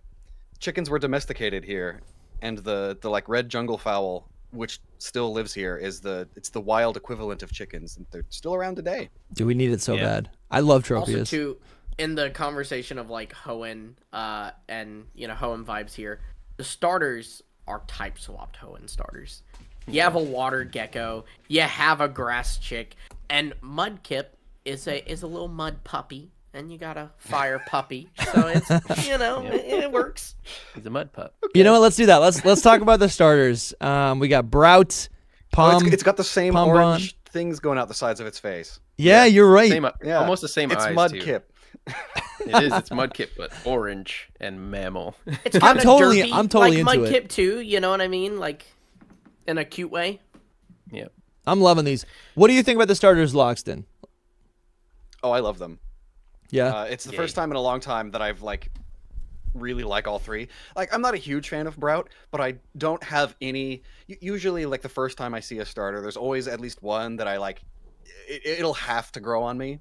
This is the first time that like I'm neutral positive about Brout, and then I absolutely love the other two. It's the first time I've been positive on all three. What sold me on Brout was just that I realized I'm like, it's a bean sprout and it's going to grow into something else. And now I'm like, actually, I love it. And I do think a lot of I think this is going to evolve into something like, Blaziken or Empoleon, which, those are the bird starters that I'm a big fan of. Empoleon specifically, I think it's going to be kind of like he won't fly. Big. Yeah, he won't fly. Yeah. Yeah, I get big dude does not fly vibes from it. Same, yeah. Could be wrong. And there's some really cool art that's like starting to float, like just like float around online that I've seen. Those are so good. Depicting like starter evolutions, and it's nice to see. It's giving me hope. I do wonder. You had just mentioned the chicken thing. I wonder if it will just become like another chicken because it is like a fat Blaziken. Yeah, dude. Yeah. I'll take it. Big bean shaped grass type. It'd be disappointing to me. I think it will have something to do with coffee beans though too. Like it says runs about energetically, and I'm like, yeah, you're some kind of coffee bean. Yeah, and the roost. I mean, what does a rooster do? A rooster like is the wake up call in the same way that coffee is. Oh, bro, I didn't even think about that. Yeah, that's crazy. Yeah, that's really smart. Ooh, it's done. And it's kind of got some owl stuff going on, and it's like, nocturnal, kind of like coffee to keep you up at night. Yeah. Yeah, right now it's very, and it concerns me how owly it is right now, because like, at least with the last blue water lizard we got, it was in England, in Galar. It wasn't in a tropical region. This is another potentially owl in a tropical region grass type starter, like literally Rowlet 2. And that concerns me. I mean, they could take it in a completely different direction. It could be another owl, but it could be another owl though too. Yeah, the Indonesian eagle owl has huge eyebrows like this. Yep. But it's like the same thing as like Blaziken though, where it's like, are we gonna get another rooster? Are we gonna get another owl? I think this is like I don't know how to say the name, but the owl parrot from New Zealand. You might have mentioned it in your video. Yeah. I think that's what it is right now. I don't know if it just becomes like a bigger one, like as it evolves, or if it's actually gonna like a bigger one with like a plant vibe because it's a sprout. I don't know. It is interesting. I want it from the moment I heard about it because it has like owl vibes. I wanted it to be like a nightjar, but I'm just like almost giving up hope at this point. Lumi, what was that? What was the eyebrow bird that you mentioned yesterday? The King of Saxony, bird of paradise. Bro, it's not. You can't say that these won't be amalgamations of birds or lizards. Absolutely. For sure. Yeah. And if I may, Dude, any good Pokemon usually is. I'm not saying you have to do that to be a good Pokemon, but those are my favorite Pokemon where it's not just like, it is a whale. No, it's a bunch of different things, Dude, I want this thing so bad. Those eyebrows are insane. Insane, dude. It would be incredible, I agree. You could see those being like vines, you know what I mean? Yeah. He's got leaves right now, they become like vines, And he can like the vines on a bean plant. Yeah. Yeah. Dude, you're right, and it can wrap around stuff, but also like use them as like whips. Hold on, dude. Grass they types kind of look like supremacy. They look like little beans, like maybe coffee beans. Like Yeah, I don't you're know. right. It could Yeah, just it'll be like like it'll be like Arboliva's. Little beans are lining them, yeah. It'll be like Arboliva's, like the olives on its like fronds. But it could like what are they called? like throw the beans out from the thing and like plant them essentially. And, people were talking about possibly an electric type because of the energy component of like caffeine, and that bird is yellow, which is in line for the color. Yeah. Maybe it'll actually be like the Chinese influence. Because I mentioned in my video that like the dog is very European and the lizard is very Indian. And that's because those are like two of the regions that had the most influence on Indonesia. The other one being China. You mentioning that bird reminded me of, if you look up Lu Bu, I forget what they're called, but he's the only person that I know of that wears them besides like Sun Wukong. LU space BU. All right. It's a Chinese warrior headdress that they wear. Oh, dude, yes. Oh yeah. Whoa, yeah. dude, I've seen this before. This is crazy. That's a good pick. That's crazy. I like this a lot. Yeah. So like, it becomes big Chinese bird. Mm-hmm. No, that's cool. I do but think there's definitely some Chinese influences going on with this this region too. It seems. dude, I'm Especially with so the into Ryman. this. Yeah. Mm-hmm. What's this Yeah, thing so called? That's a really good point. That's the thing about Brow is like, it feels like it can become almost anything. Yeah, because it's a baby bird. Baby birds Mhm. kind of all look the same. At the same time, it feels like it could just be that other bird that I can't say his name, kakapo.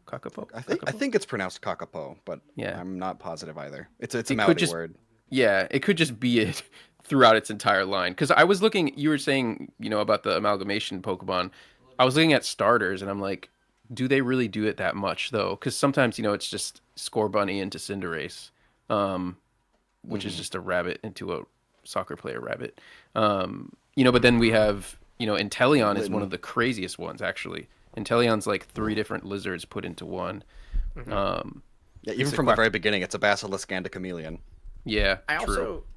also think it's interesting just the choice that they did not give it the flying typing in its base form, and it is a chick, so like maybe it could come later. But if you look at the past Pokemon or starter Pokemon that have been birds, Rowlet is grass flying. It's the only one that is a bird and has the flying type from its base stage, and even though it loses that, it still is like this bird that does fly around and all, whereas like all the other ones are flightless. Blaziken, Quaquaval, and Empoleon, they're all... So it is making me wonder if that's, to y'all's point, it's going to remain flightless. Yeah, it's interesting. Yeah. I'll take the flightless because the last time we got Decidueye is just not my. It's just not my thing. Quaquaval is. I think I don't Blaziken and Empoleon is Yeah. Honestly, but even Quaquaval. I do like Quaquaval as well. I love Decidueye is the thing. So I'm but I also love Blaziken. So it's like you said, I think it could go in. I like- Hold on, I'm I so just happy. thought of powerful something Pokemon and this Lububu. This guy is sick. This guy is crazy. I literally want this dude with like a thundering, crackling. Okay, yeah, I'm just obsessed. I just thought of something though. You named all of the bird type or the bird kind of starter Pokemon. None of them are flying type, and so would it be odd to make this one the flying type one? It's just like, I don't know. Maybe because starters are not meant to be just like flying all the time, whereas most flying bird Pokemon are like usually truly like flying. flying. Yeah, and it might be a thing. Mm-hmm.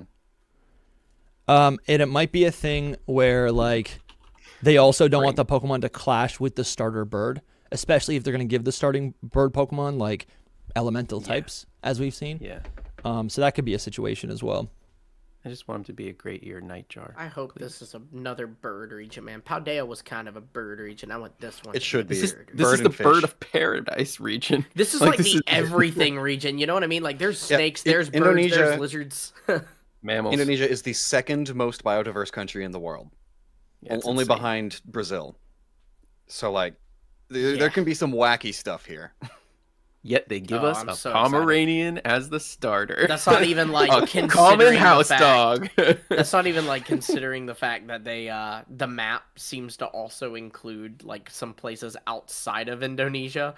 So Oh, yeah. they're already taking Yeah, the it's- second most biodiverse place in the world and adding more diversity to it. I counted, I think 7 countries are represented in it, according to the leaked map anyway. Yeah. Yeah. Granted, like Australia, it's like maybe 3% of Australia, but still, it's Right. there. Do we want mean, to we're talk about talking the map about- a little bit? Yeah. We're talking about the owl parrot. That thing's from New Zealand. Like that's not even on the Yeah. map, but it's close enough to be like, okay, yeah, I could see them. I always come back to this, but remember Alola, like the land is based on Hawaii, but the Pokedex is based on the Pacific Ocean. Mm-hmm. Like it has Pokemon from Australia, from China, from here. North and South America. Yeah. From here too. Blew me away how many Oranguru is were from absolutely here. going to be here. This is where orangutans live. Yep. It blew me away. As just like a little side quest, like, have we discussed this map yet? I don't know if this map was out the last time we spoke. I think we have. I think we did a little bit the last time I was on. Okay. I mean, we haven't talked on the podcast since yesterday about what and where we just saw in that trailer. I guess if there was that like giant like tower, this right here, and it seems to be kind of like off the coast, I think it was, and so maybe if I could just guess right now, I feel like maybe it's like this island, or yeah, maybe I think it is that. it right You can here. see Okay. maybe that white. Yeah, part. you're. Oh no, that's. It might be like the watermarks. It could also be this down here in the south. I'm trying to. I haven't actually looked. Is that where Jakarta is? Where's Jakarta? This is down at the bottom is Jakarta. The only city is Jakarta that we see. Yeah. Oh, yeah, that is exactly where Jakarta is. Cool. That's the biggest city in the world now, as of a few months ago. No, what do you mean? Just like flat Tokyo out? Tokyo was the biggest city in the world for like the last 20 years, but Jakarta passed it like 2 months ago. No way. How is it by like how many people live there? How many people live in the metropolitan area? That's crazy. That's awesome, dude. Gen 10. Yeah. Let's do it. All right. I will say the one thing we didn't talk about, because there were other map leaks like that are later than this map, so some things have kind of changed a bit. But I didn't realize that island down at the bottom left is actually Christmas Island, and that's actually part of Australia as well. The one like at the bottom left, right here. That guy. Yep. Interesting. So it's an interesting. That's where all the thing. crabs are. Yeah, all the red crabs. Exactly. So new Krabby confirmed. Just Kingler a evolution. horde of Krabby are there. Yeah. Lumi, you might be getting another crab Pokemon. Lumi's gonna be doing like crab streams when this drops. You know what's crazy? Unironically, if they were like, hey, your grass starter is a grass crab, your water starter is going to be a water crab, and your fire starter, we're thinking fire crab. I've been like, yes! Peak Pokemon region! Damn. So good. Let me hit some more super chats, and then we can get back to the starters. We could talk about the puppy a little bit. We got Folkwa. With a super chat, they say, and this is about our conversation about like the armored evolutions. They said Cubone, Marowak, Pokemon have been wearing bone armor and using bone weapons since Gen 1. That's awesome. It's not far fetched to think we'd see more. It's a staple of JRPGs. Absolutely. Even in like Generation 2, I want to say like that's when they kind of introduced a whole slew of like held items that were specific to specific to a single Pokemon. I think Ditto got some sort of specific item. Chansey has Lucky Punch. Farfetch'd had the stick. Pikachu got Light Ball. Like this, again, is a thing that we've seen. So I just wonder if, and it might not be for Generation 10, but in Gen 11 or in a future generation, I do think there's a possibility that like the held item could take on or be the inspiration for a full gimmick that would essentially be armored evolution. For sure. Interesting, yeah. Yeah, good point. Thank you for the super chat. Thank you for supporting. We got Kotu Nerd here. They say, if legendaries are humanoids, that changes into Pikachu with clothes. I'm crashing out. No more bikes. Go back to old school legends before Gen 9. I mean, kind of too. But the premise would be like that they would be Naga, so they would probably primarily be Serpent at some point. Yeah. Pikachu is probably just a form that they take towards exactly. the beginning. Yeah. And maybe you see them throughout their adventure. I would take the Pikachu as like Latios movie. Yeah, exactly. I'd take Pikachu as like a man and a woman type instead of an actual man. Wait, woman and man type confirmed? Woman and man type. Dusty, am I the man type? You thought Rotom was a hint at a sound type, but Ditto was a hint at a man and woman Listen, type. you guys call me crazy, but that's insane. That's not actually that crazy because apparently Pokemon Fighting and type. men and humans were Human once type. the same. Yeah, true. They were once lore-wise they were. So like our human type Pokemon and man type is a separation. Sure. The realms of men. It's like it's like there's orcs and then there's human. There's man. There's human. We got Zeke. Yeah, dude, insane. Elves. Z King, thank you for the super chat. They say I'm gonna pull on Ash Ketchum and get all three because I literally love all three of them and I can't pick a favorite. I haven't felt like this since Sinnoh. You know what I've been thinking about? Horizons is probably gonna end, and we're gonna get a new anime, and it'll be a reboot for Gen 10, and that's kind of cool. And then we'll have 5 years potentially of this new thing. That's kind of cool. They probably in retrospect they do a better job than Horizons. Yeah, Horizons crashed. People don't like Horizons. I thought people liked it. Horizons. It was so the good, funny thing about Horizons is a roller coaster. It started just going downhill, and then it was like, oh, this is really good. Oh no, this is awful. Oh no, like it's such a roller coaster. The next arc though might be really good, so we'll see. It feels like they don't know what they're doing. Sure. But anyway, I could rant about this forever. Okay. That's true. They didn't mention Ash. Anime stream. They didn't mention Ash and Dude, don't even know. On the 30th, dude. They didn't mention him. He doesn't exist anymore. The Polytoad Dojo with a big super chat says, "What if the Gen 10 gimmick gives your Pokemon a special second ability that stacks on the Pokemon's main ability and does something in battle and in the overworld?" Thoughts? That's kind of cool. Actually, I liked it a lot. Blow my mind. We kind of talked about it earlier with like Levitate, but like maybe there's like 10 abilities and that'll stack with whatever other ability. I kind of like that. That actually makes sense. A gimmick that is, again, using ability as the inspiration point to, just, it's like, what is the enhanced version of an ability? That actually, that sounds like the most convincing. I actually like that a lot. Yeah, I mean, sky's the limit right now with what what the gimmick can be. Yeah, but if the gimmick it's a good thought. But like if what I guess I'm thinking about like the little information we know from the leaks, this idea of like the legendary Pokemon bestowing a power temporarily, I feel like that does align. I mean, I guess that Loxon, you said it earlier, that does apply to every gimmick. Okay. Yeah, I don't know. To me that resonates. That sounds realistic. But thank you, the Polytoad Dojo. Yes, thank you. And then we'll do one more. Maybe we're almost at the end. You guys keep sending super chats. The gym leader Jay says, "Amazing work this past week, team. Hope to see a floating island in the sky that we can soar to, and a snap mode where we can take photos in the wild." Dude, I mean, yeah, we will. I think we will see that. That's been in most Pokemon games for a while now. Pokemon Snap 2 confirmed. I think we got the bingo board, Lumi. There we go. I think we got we did it on the bingo board. Well, I actually said switch to DLC for it, but damn. Either way, all right. Yeah, look, all I'm saying is y'all should play Pokemon Snap. Okay, there we go. I knew that was coming. It was fun. It was fun. I played it. And Gen 10 looks a lot like it. Have you played it, Dusty, all the way through? No, but here's the thing. It's not a mainline game. You can't clown on me about not playing Ruby and Sapphire yes, I can. all the way through, and you haven't played Pokemon Snap, but you get to claim you played that. But it's not a mainline. If I haven't played Ruby and Sapphire, you haven't played Pokemon Snap. There's plenty of gimmicks. I mean, there's plenty of I hear you. Okay, you know what? I hear you. I'll take the L. I'll take the L. Serpy 007 says, "Imagine the starters being themed around how they interact with the world. Gekwa can help you traverse the sea, Brout the sky, Pombon dark caves." That's actually kind of cool. I was saying something like that yesterday, but that does make sense. And you do see Pombon is introduced in a cave, and it actually does look like he's lighting up the cave. Brout, though, again, I guess I'm not convinced he's going to fly. Yeah. I don't know. But maybe. He's especially without Pokemon. The flying type as it starts. Yeah. I don't know. Like, it's like we talked about.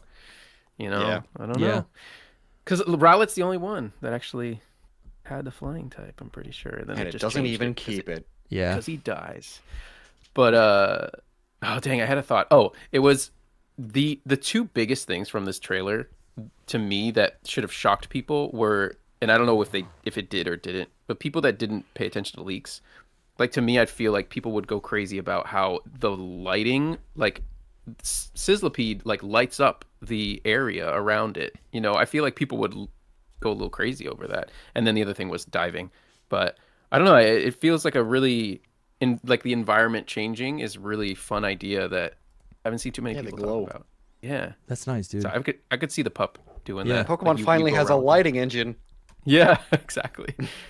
Man, maybe like 2007 again. Yeah, maybe that's what it is. It's just like, oh yeah, this should be here. It's just expected. I really want. I'm like, I don't know. I feel I feel like we're in a we're in an echo chamber as Pokemon fans, mostly only playing Pokemon games. But I'm like, could they have could this be the Breath of the Wild moment where they're like truly redefining what a Pokemon game is? You know, it'd be awesome. That would be sick. Jason Borno says with a super chat, grass psychic or electric, and then fairy fire, and then water poison or dragon for the new types of the starters. And I'm pretty on board with that. Water poison or dragon would be sick. The water dragon would be dope.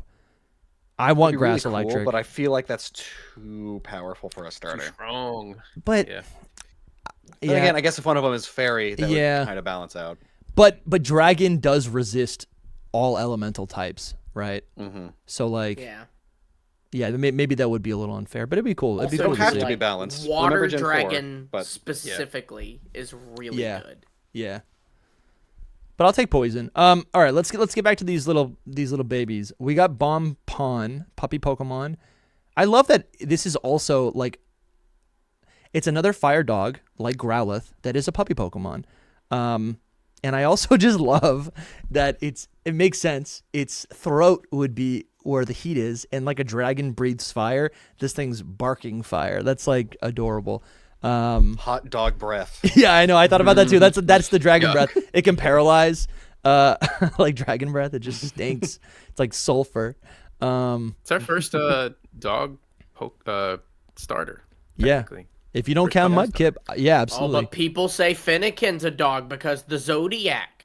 That is a Fennec fox. I'm talking about but foxes are canines, but they're not dogs. Right. Yeah. I'm talking about it's our first actual house dog puppy Pokemon. I love it.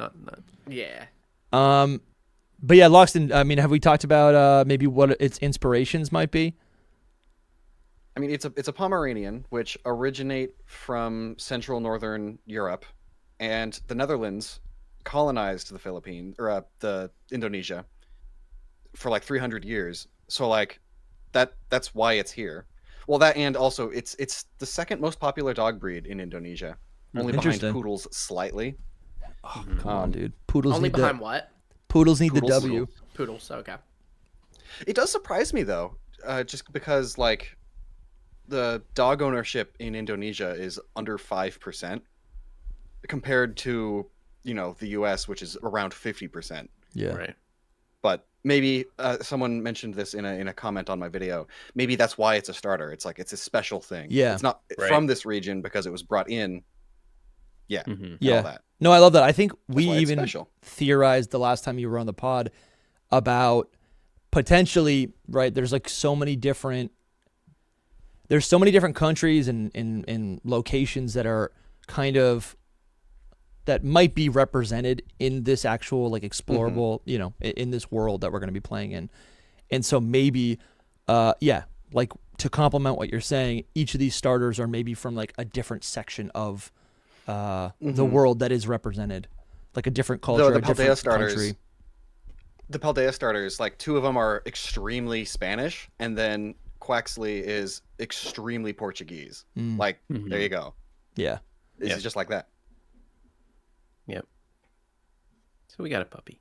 I guess I feel it's a puppy. Yeah, because there's not a dog is generic enough that you can take it in all kinds of directions, so it is kind of difficult to confidently speculate on what it could be. Yeah. But I've seen lots of good ideas. I think it's called the Barong. It's a local thing. Yeah. It's also what Entei is inspired by. Yeah. Partially though. I've seen this. That Pokemon can't redo ideas, of course. Right. I've seen this go around a lot, obviously. It's a BAR, I think. I've seen it go around a lot.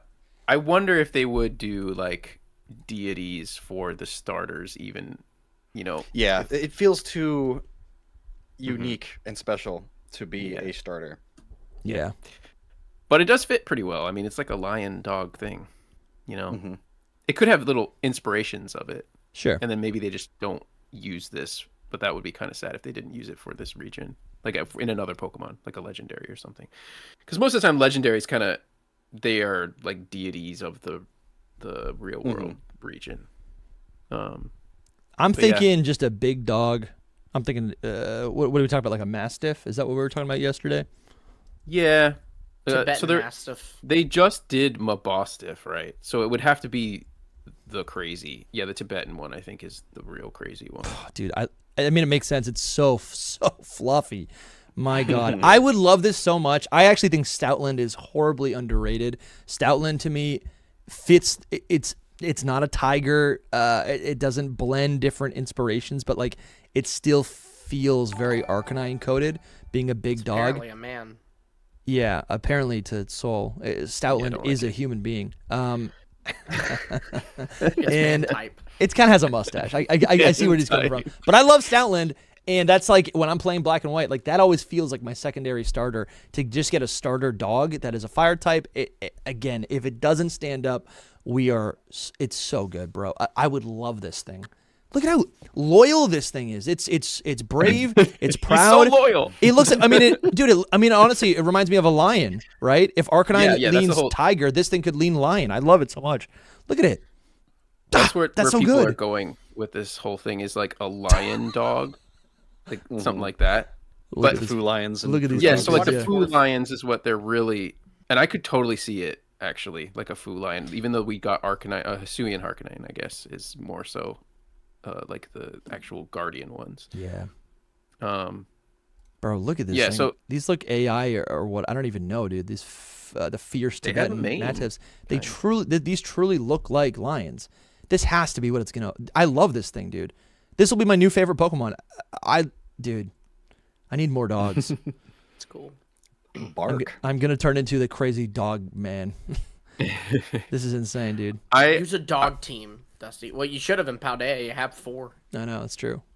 Yeah, but I have a few little theories on what it could become. I think it's funny because we did the like speculation on what the starters could be, and I think Lumi came up with the Thylacine, and I don't think it's not impossible at this point. Like maybe the dog gets more and more shaved. Yeah, and then it ends as a Thylacine. It could. It burns up its fur. The thing is, the Thylacine is not fluffy at all. You know. Yeah, but I don't know if that it continues. Slowly burns its fur. Is it a trait in its like a little blurb about its information? That's the real question. Like, is it a trait that stays? It says the area below its throat glows faintly from the heat generating organ within its lungs. This Pokemon is guileless and friendly. I don't really think we can learn that much about it, other than it just screams. I mean, something's going to happen with a dog. Something's going to happen with it. It's a puppy. It's maybe bark. Maybe its bark is going to be like really powerful somehow. Yeah, signature move is like. So it becomes fire sound. Dude. Yeah. So bro, this is my little pet theory here, and it supports Dusty's sound type thing. Okay. Let's go. It supports it. Let's go. All right. There is a possibility that all 3 of these could have like a sound influence. You know, if by chance Brout becomes some kind of nightjar, those things make crazy sounds. Or obviously, even a rooster. Yeah. Or bro. rooster. Yeah. Perfect. This guy, Pombon, could become the only canine that is like endemic to Indonesia is the dhole. And it's like it looks kind of like a fox, but it's a wild dog, and it's called the whistling dog. I don't even know if you want to pull it up. It's crazy, but they whistle to each other to like figure out how they're gonna hunt something, and it's really, really cool. I think that it has a mane. It has like a little mane as well. I thought that that's what cute. this. Yeah, I thought that What's this it is what called? this starter was going to be. DHOLE. Yeah. I thought that that's what this starter was going to be, with like there were some leaks going around, and I'm like, it's totally this. It's the only like dog around. I never thought it would be like a house dog. But this guy, yeah. So like the ones that are more Indian, the ones that are more Indian have like a full on mane thing going on. The ones in Indonesia don't as much. But like this? Yeah. Yeah, I could totally see more it like a wolf. becoming some kind of thing like this, like a wolf fox. Yeah. And then obviously the gecko we'll get to later, but it could become a tokay gecko, which those things, that's where their name comes from. Kind of already is a tokay gecko, is it not? Well, tell me about that. How is the gecko sound type? The tokay geckos, they're named tokay because they make the sound tokay, essentially. Like they like yell it out. Sure. Look at this Wow, guy. so it's literally a Pokemon, because Pokemon like say their names. Yes. Yeah, pretty much. That's funny. That's good. Well, I don't know. The whistling dog thing gets me. There's also a singing dog that is in what is it? New Guinea or Papua, one of those. Yeah. That is like related to the dingo. So, and they do some kind of singing thing. I haven't really looked into it too much, but they have like no mane, so I kind of left that a little bit. It's literally called the New Guinea singing dog. I searched it hoping to get a name for the creature, but no, the name of the creature is New Guinea singing dog. And it literally I just don't says think that they would singing do dog, again. singing dog when it barks. Yeah. Just like Great Tusk goes, Great Tusk, when you send it out of its Pokeball. Does it actually say that? Don't tell me it says No, it that. does not. It does not. God. No. Great Tusk. It's got a it's got a just like Spanish roars. accent. Yeah. Like Charizard doesn't even say Charizard. It like roars. Damn, bro. Yeah. Okay. So they could all have sound type. That's a fun theory, man. I like that. Yeah. No, but for real though, I don't think that they would do a singing dog because they just did Skeledirge who sang and Primarina who sang. 100%. But Rillaboom maybe makes music. Yeah, I agree. Maybe they do the whistling though. My guy could be like whistling his way all with his Whistling and tap on dancing. 2 feet. On 2 feet, just I whistling want away. him to be like one of those. Oh wait, no, that's not whistling. Is it whistling that they do? They also snap their fingers. You know those old time bullies where they'd like. Yeah, Mr. Rhyme, dude. Mr. Rhyme would be sound type. I like Rhyme, the whistling dog dancing. vibes. I'm just saying. He's got to become something. That'd be cool. Dude, And the honestly, more- a Dole, like it's really cool looking. I would love that. If you watch videos on this, you'll be like, wow, that's really cool. Actually, they like whistle to each other. The more we talk about it, I really think the application of a sound type and how to distribute it to new and old Pokemon, I guess it is kind of, it just doesn't make sense. It actually does feel like it should always be a secondary type, or like property. Property. That's a great way to say it. Yeah. Mm-hmm. Because it's like, that's a fun theory, and I'm on board, but I'm also like, that would be kind of disappointing if they all had the same type. But then, as you just said, Primarina, Skeledirge, like Rillaboom, they are all sound-based Pokemon. And I guess Rillaboom could get a new type, but like Primarina's whole thing is that it literally sings. So I don't think they could do that. Yeah. Let's talk about Gekwa. Gekwa. Love it. How are you guys saying it? Love it. Am I saying it right? Gekwa. Gekwa. Gekwa. Like Aqua and Gekwa. Gecko. Okay, true. Gecko. Gekwa. But it's Aqua. Yeah, so Gekwa. Aqua. Yeah, that's true. You're okay. Good point. Yeah. Oh, qua. Look up the eyelash crested gecko. They're so cute. Oh my gosh, dude! I loved your Those are thumbnail. By the way, it was so simple and clean. I love that the doggy biting.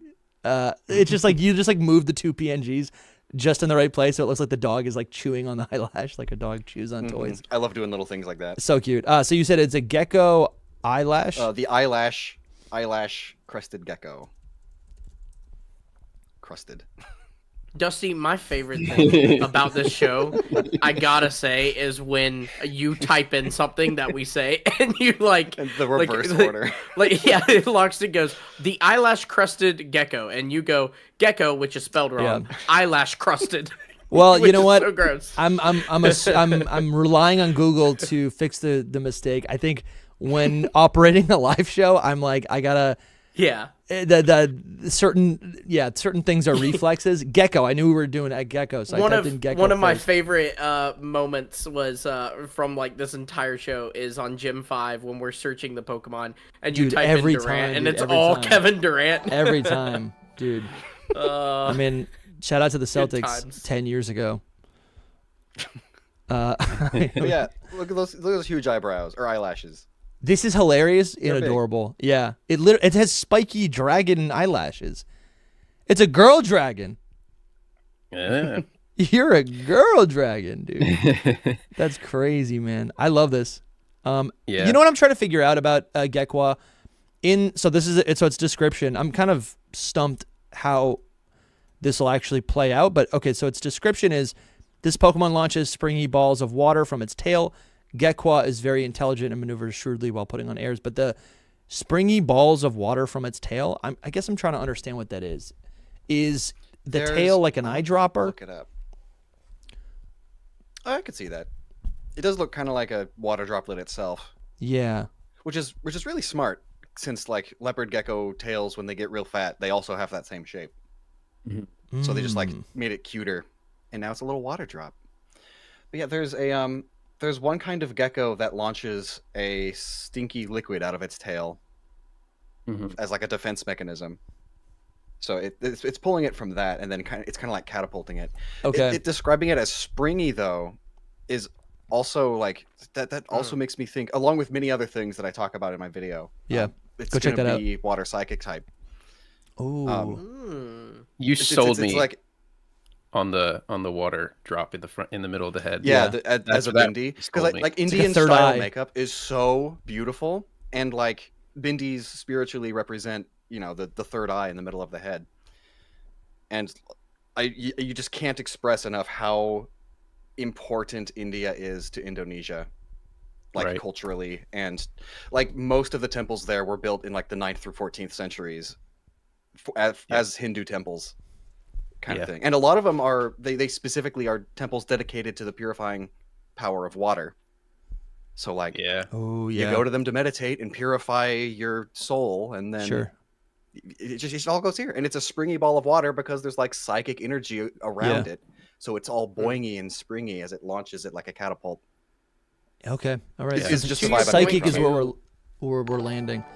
A lot of people say poison because of the eye color, but I feel like if the eye color is a hint at all, that very easily could be psychic too. Also. Yeah.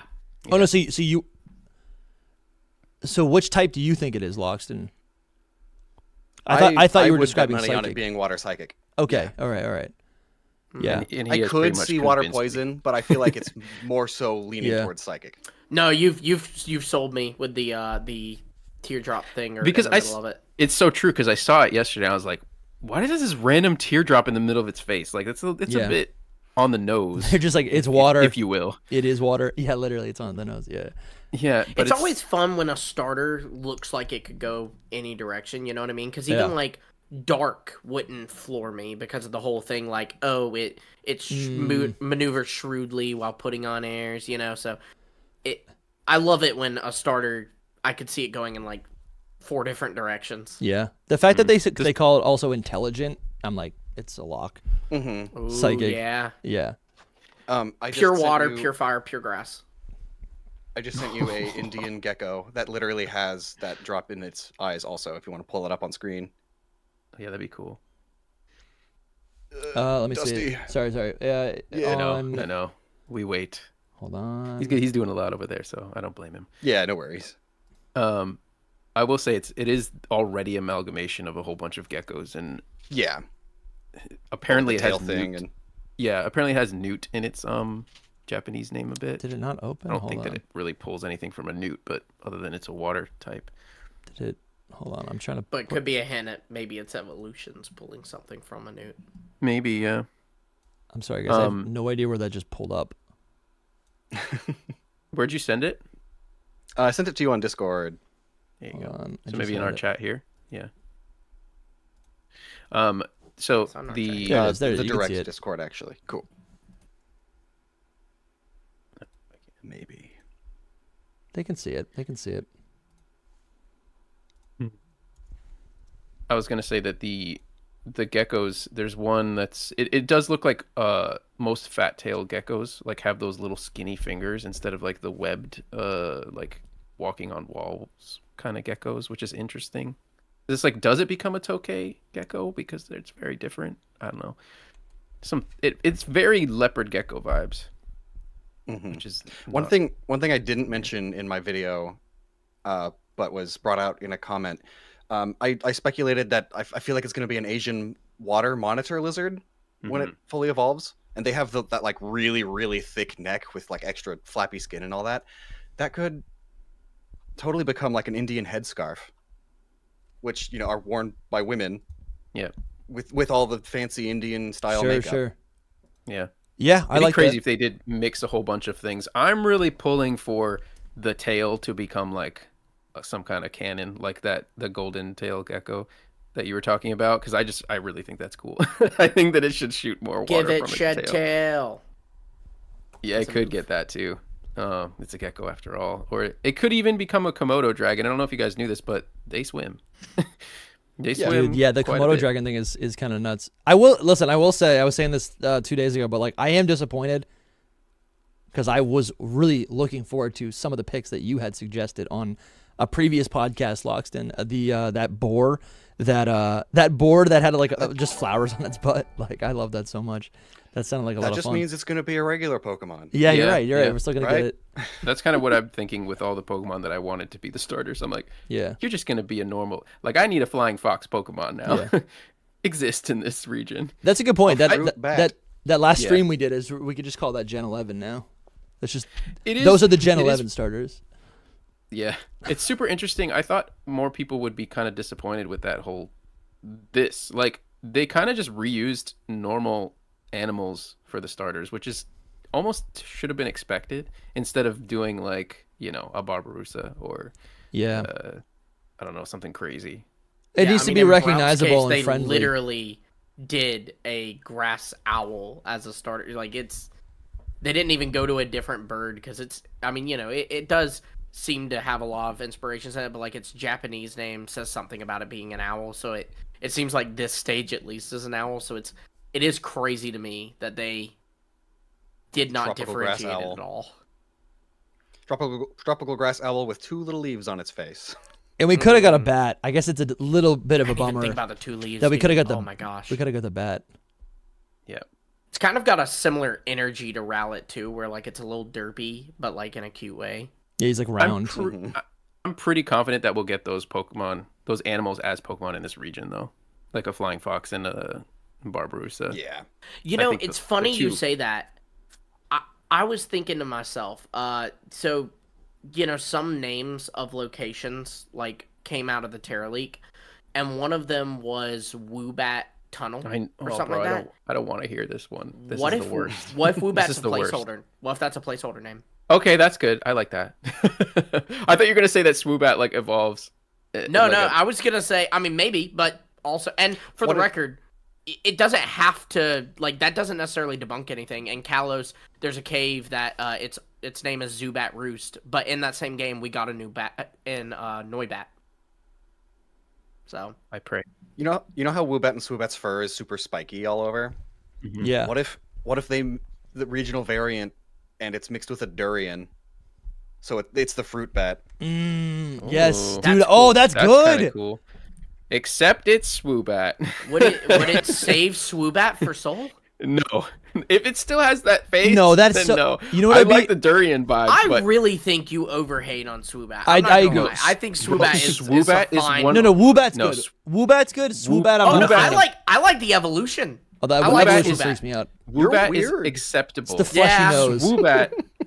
Swoobat is one of my least favorite Pokemon ever. It's like in my bottom, like, I don't know, 30 because I have a lot. But that's so funny. Loxton, I love this idea because actually what this actually would be is a new convergent Pokemon. You'd have a durian that is right, like a plant that is evolving to then look like Woobat. I will say I don't know if Woobat is really the iconic Pokemon that Game Freak wants to invest to make it like a lookalike for it. Because I'm like I don't know. I wonder how many. But Sinistea is. How many people posted a Woobat 30 like logo on their on their socials? That was actually the 5th most popular one. Yeah, I bet. I bet. That's super fun. The durian. That's fun. I think people are just really speculating around Woobat because there's a location that was in the Terra League called Woobat Tunnel. Sure, but that's again, just gonna be just be a Woobat. It'll be a Woobat. Yeah, well, and also like a bunch of Woobats. It could be a bunch of Woobats, not even a form. I also do think that it could be a placeholder because there's no new Pokemon in the Terra League. Like, there's the starters aren't even in there. Someone did find where they like apparently had a picture of a Pomeranian somewhere in the files, which is interesting. Yeah. But so it could be like there's a new bat Pokemon and they just kind of, while they're building this region, they haven't really decided on the bat Pokemon, so they just go Woobat Tunnel, and later we'll change that to be something else, because there's another one that's like something about an anthill. I think it's like Anthill Fieldlands. I would imagine that they wouldn't call it an anthill if there's an ant Pokemon it's representing. You know what I mean? Like you'd call it a Durant Hill, right? Durant is you know? prime for evolution though. Durant. There are so many different ants that live here. Oh yeah, like an insane amount of ants. Exploding ants is insane, man. I'm obsessed with that one. And a lot of ant predators, like the spider ant or the ant mimicking spider. It's a spider, but it makes itself. It looks like an ant, so it can sneak up on ants. Is it the one where like it's kind of like the back part of it is like a false ant or whatever, and it'll kind of like move it around to get to like more it's not that, but that's another really cool one. I think that's a centipede or millipede. Okay. But yeah, there's also I talk about this in my video that's coming out tomorrow. There's the ant piling assassin bug. It will assassinate several ants and then put their corpses on its back. Oh my gosh, this is intense. Insane. It's gonna get that to disguise itself. It's gonna get the schooling ability. The ant colony. Oh my gosh. I was thinking it's a perfect bug ghost type. It's like it collects souls and carries the souls everywhere with it. Oh my gosh. But yeah, they do this to like this. It makes them look like just a bunch of ants, and so they can just waltz right into an ant colony, and then it can sit in the ant colony just grabbing ants to eat whenever it wants. How would y'all feel if they did a Durant like evolution or a Durant regional form, and then they did a Heatmore convergent Pokemon that's something like this as the Predator here? Wow. A convergent, it would be a convergent, it'd be a lookalike of Heatmore that is a bug. Yeah. So it'd be like hypothetically this thing, but it looks like Heatmore. I don't know how you'd style that because I'm not an artist at all. But no, dude, that's so much fun. It could be done, dude. That's so much fun. That's a lot of fun. I like that a lot.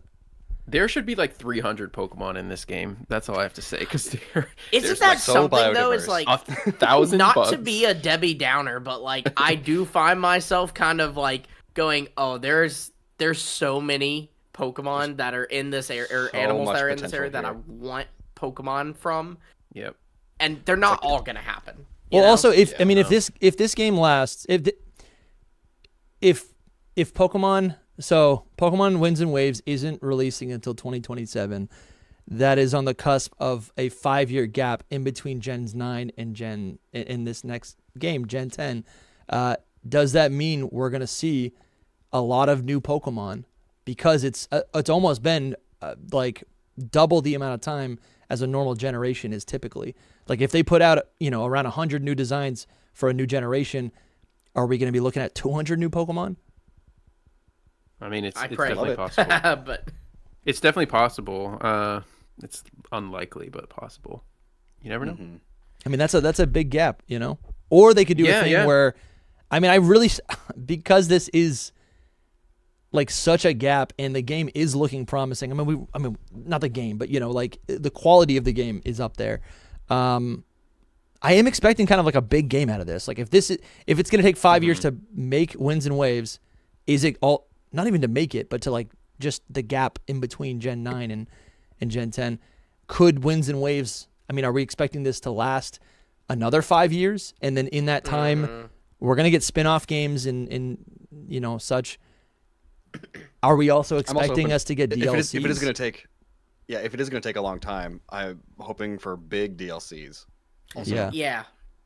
And maybe more DLC than just 2 the year after, because I feel like, I don't know about y'all, but like it kind of doesn't do much for me that Scarlet and Violet drops 2022, we get DLC for 2023, they're still wanting, you to play with Scarlet and Violet, like they're doing all these events in 2024, 2025, 2026, I'm possibly through 2027. I'm sorry, I'm done. Like, this game is not, you haven't updated it since 2023. I'm done.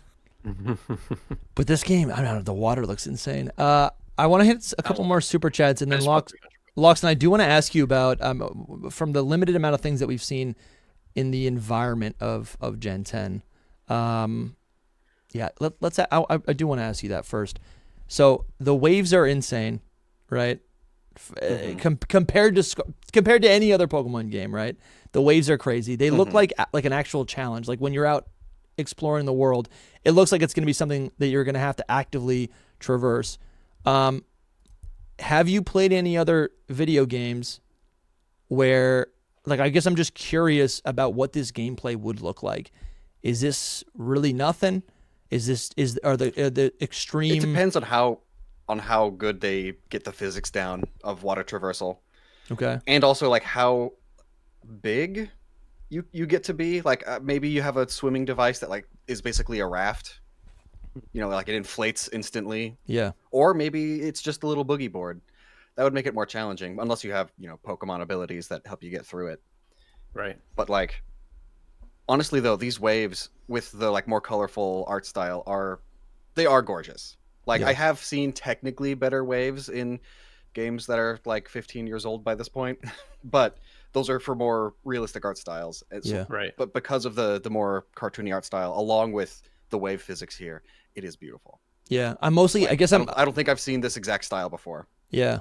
Okay, that's interesting. I guess I'm concerned about like what the gameplay is actually going to be, like what it could even be. Like, you know, going back to Generation 1, HMs are the powers that we slowly gain through our Pokemon to traverse the world. I guess what I'm hoping is that we're going to be able to use our Pokemon to learn some sort of like techniques to traverse the world, including the water. But I'm also, I guess, I'm envisioning that it wouldn't just be you press a button and you use surf and now you can do whatever you want. I feel like it needs to be something active, right? And that's where I'm kind of at a loss, because I'm like, I don't really know what that would necessarily look like if there's examples to point towards in other games. I feel like a lot of people would feel like that's a step back, though. Just because of how like convenient it is to traverse the world in Scarlet and Violet and Legends Arceus. Yeah. You know, like you instantly swap Pokemon. I could see them keeping it limited to just a few Pokemon, or maybe just a type, you know, like make sure you always have a water type on you. Yeah. Kind of thing. I guess what I'm thinking is like, okay, okay, we have Blastoise or the evolution of Gekwa. You use Surf, let's say. It's a move, right? You use Surf. Now you're on top of your Gekwa, but it's not just a matter of like, I guess what I'm curious about, and we'll eventually learn this in another trailer, is it going to be just a straight shot that you just like carve through the waves? Because these look really big. I guess I imagine if you don't do anything, the waves could drift you off to some random island, and that could be like, yeah, I see what you're saying. Or it's like maybe they'll topple you over, and then you end up at the seafloor. I'm just trying to think about like, you know, there's the few other open world RPGs that I've played. I feel like there are things that are constantly creating friction that kind of push me off the path, which helps me discover the world. Right? It's like usually like in a side quest, a bandit appears and tries to attack me. You know, there'll be like in a Zelda game, right? There'll be a random like giant boss, or maybe I'll see something and I'm like, you know what? That's where I want to go next. And I'm wondering if like the waves could be part of that as you're traversing. If you kind of like, it's like if you're not determined and engaged with the actual video game, I'm just curious how this is going to work, you know? Because in Gen 2, like with Whirlpool, there could be like little event peel right off of it. Things happening. Like, oh, there's a whirlpool over here. Yeah, that's making the area around a little more stormy. Yeah. I imagine you would be bouncing over the waves when you're just surfing on top of it. Kind of like a Wind Waker. But I don't think it would be too frictiony. Okay. Just to try to keep it a little simpler. Because, you know, target demographic and all that. Yeah, that's true. That's true. Like, but like in Wind Waker, like you do bounce around the waves, but it doesn't impede you that much. Right. Yeah. Right. That's true. There's a physics to it, but it's not detrimental to you, aside from when it's storming or when there's a whirlpool. Yeah. Or there's something that's attacking you, making huge waves that like push you around. Or maybe it's like in Those are kind of like set for, you know, specific scenes though too, you know, like where you're like fighting a boss or something. Yeah. But yeah, I agree with like the target demographic. You know, if like kids are playing it, then it might be a little hard for them. They can't even get off the first island. That's true. That's true. I'm just curious. Like they're better at games these days than we were. Yeah. But these waves are. I mean, the water is not just flat. So I'm like, there's gonna be something gameplay related with these. You're gonna be bouncing. You might even be able to like specifically try to get air off of the waves. I mean, we had Mantine Surf. bit. Yeah, that's what I was gonna say. Mantine Surf is like there's like a mini game in that, so like I totally forgot about that. You know, Man, I like all that's being said, but I am kind of coping really that there's some ride Pokemon in this game. Sure, I don't want to be on a hoverboard going across these waves. I want to be on a Lapras. Yeah. You know, or a boat. No, a Lapras. I want. Yeah, I don't want a Pokemon, boat. I don't want a boat. Yeah. It is interesting though. I do wonder like how we are going to travel across them.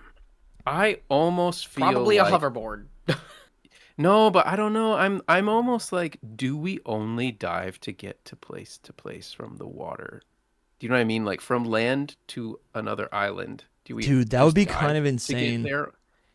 We haven't so heard anything weird. about any kind of traversal on the water, only under the water. So I don't know. In fairness, we've had one trailer. Yeah, no, I mean from the leak stuff too.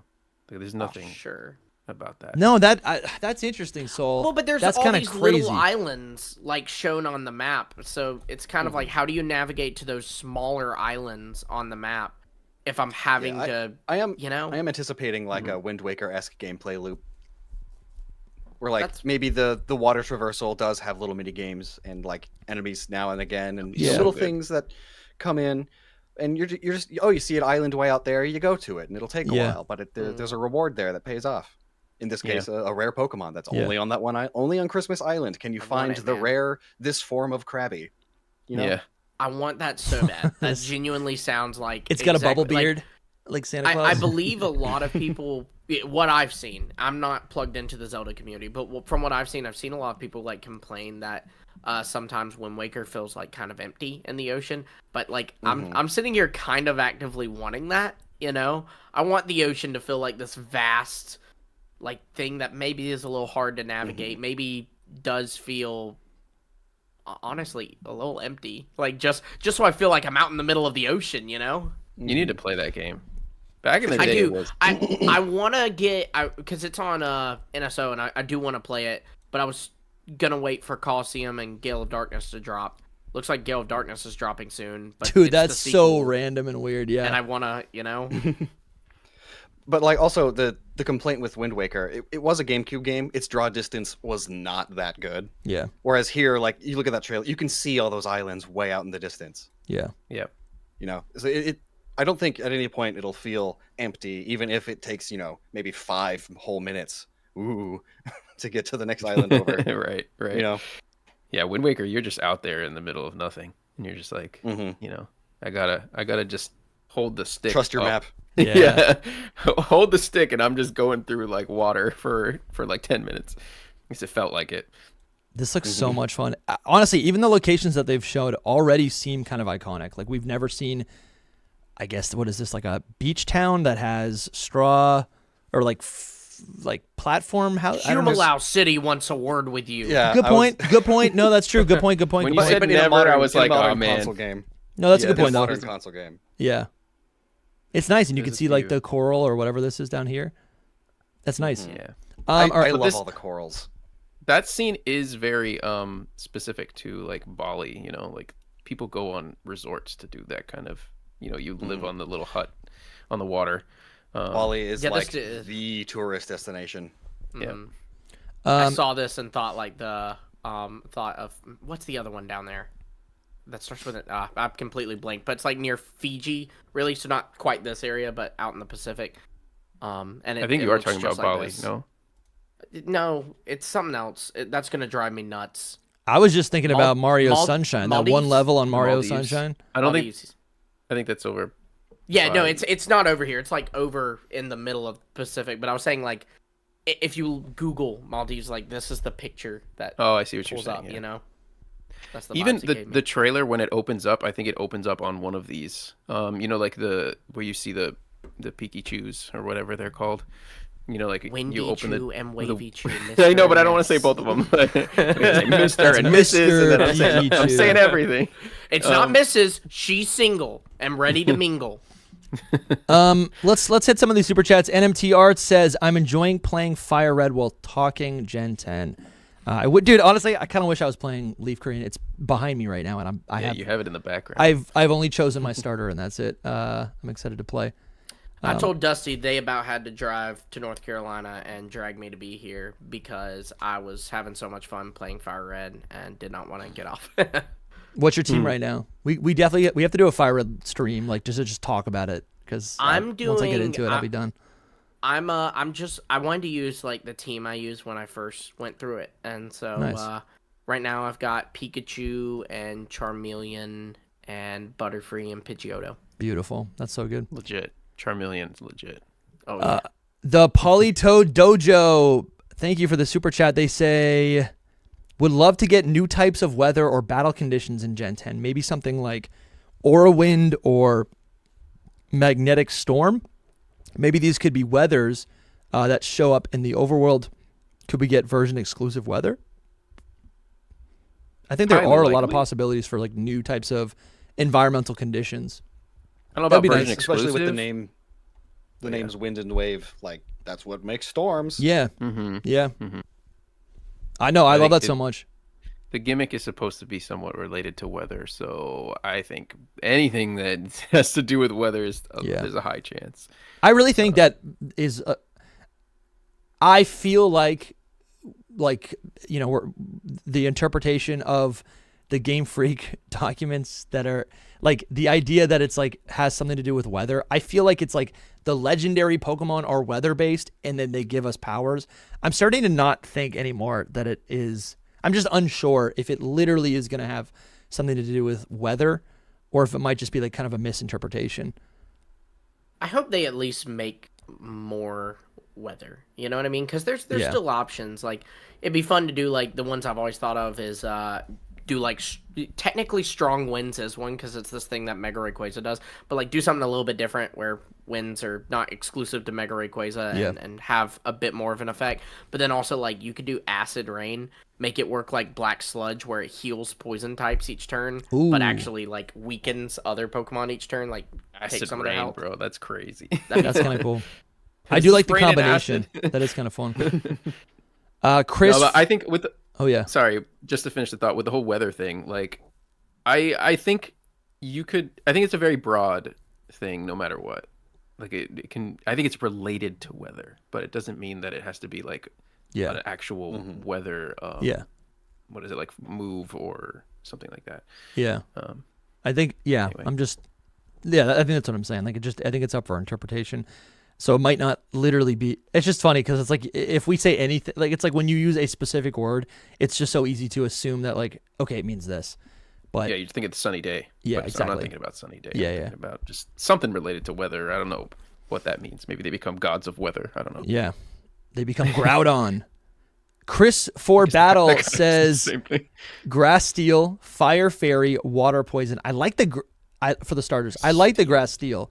That's super fun. I haven't heard that yet. Feathers. Yeah. Yeah. If he's like that warrior that the Lubu, he'd become like armor plated. That's super fun. Grizzo Go says food gimmick idea, noodles. That's true. We have camp. We've got curry. Oh, no, that's the same thing. We have curry. We have sandwiches. We've got donuts. We got mochi. What's next? I'll take fried chicken. Yes. Fried chicken. Honestly, fried torchic. Brout on the plate. Oh my gosh. And then I'm thinking about the cowboy. Maybe coffee. The cowboy hat of the Wind Trainer. Pokemon. Buns. Probably like Chinese buns. Yeah, that's good. You can put anything you want on that. That's fun. That's so funny that the food gimmick has become a thing in every game. Kid Kaiju says, I think the top of Firestarter's hair looks like a calligraphy brush. Ooh, that's kind of, I see it. I don't know if you saw my tweet, but I said its final evolution is Mega Pyroar. Yeah, I did see that, yeah. The dude is Mega Pyroar. It's just like... Yeah, it's like the wispy top main. Yeah. Yeah, that's kind of nice. I guess I didn't see that, but you're right. It looks like a brush. Thank you, Kid Kaiju, for the super chat. We got Decidueye Guy here as well with the super chat. They say, all I see is Gen 7 starters rebranded, Island starters We got a grass bird, firehouse pet, and feminine water starter, but we'll probably use all 3. Yeah, At least you like them. I feel like we've gotten to a point now where it's like literally the starters just have to overlap with things that have already been done before, you know? Mm-hmm. And yeah, Actually, I think that Gekwa is like one of the most unique starters we've ever gotten. I think like it doesn't look like, to be fair, any of the other starters. Yeah, I totally It doesn't agree. look like any starter. It almost doesn't look like a starter Pokemon to me. Yeah. Um, Pombon also, we don't have any other starter Pokemon like this. yeah.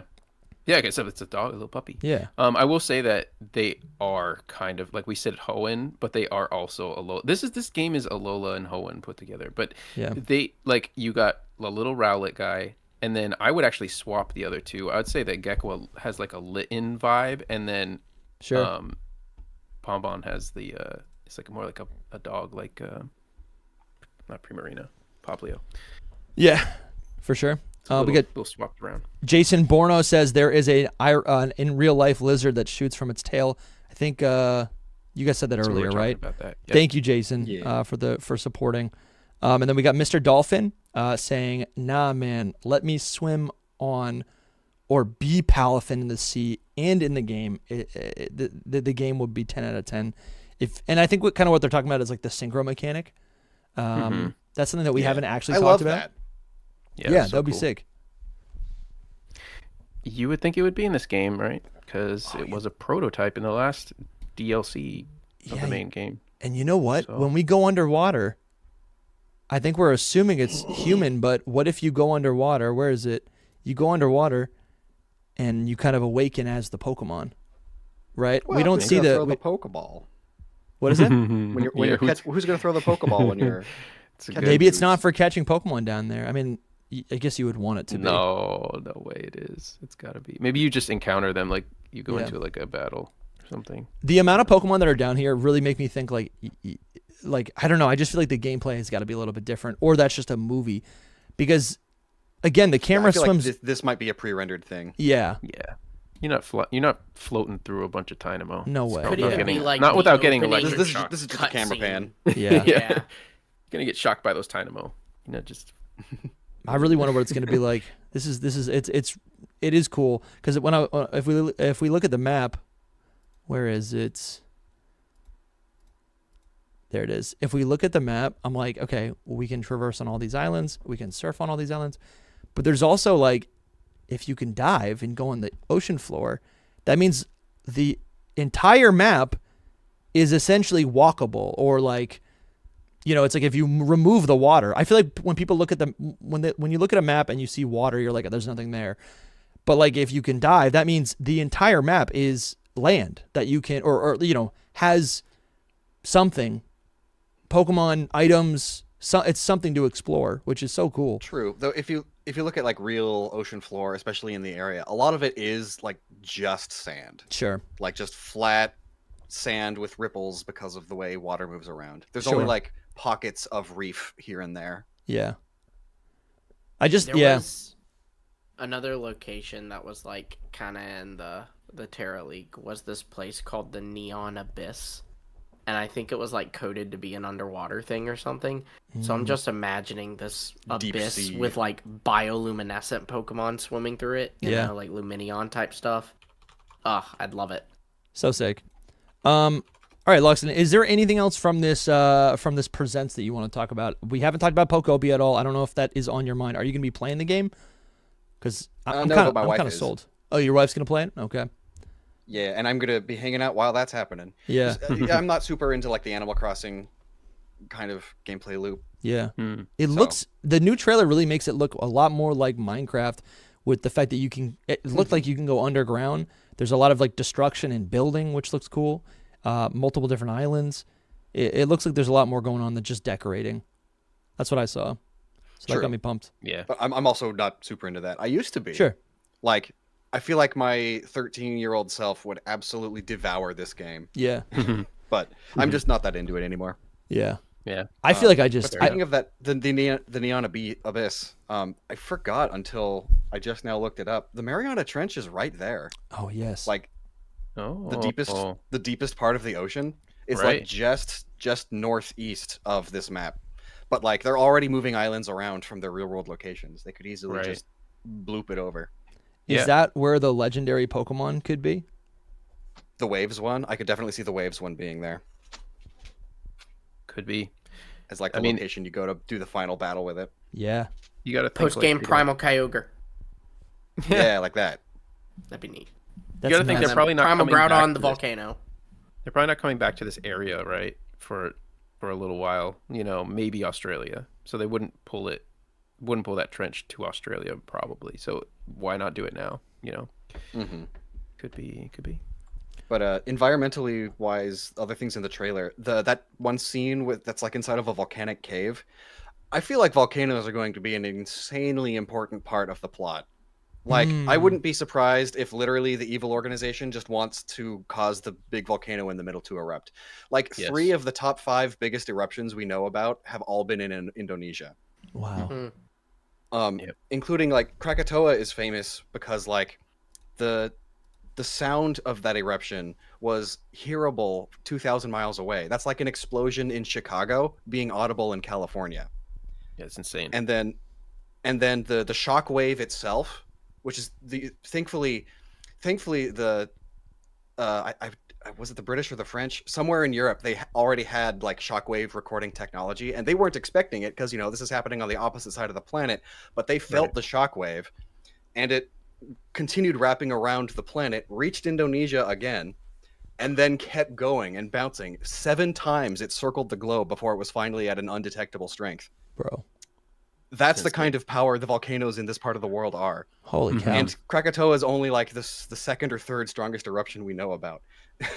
Like, oh my gosh. The Tamboa eruption happened like a century before Krakatoa, and it caused the year after its eruption was known globally. Like, there's records in China, in Europe, all over the world of this happening. It became known as the year without a summer because of just how much ash was in the atmosphere across the planet from this one eruption. That summer just never happened. It was the coldest year on record up until recently. Oh my gosh.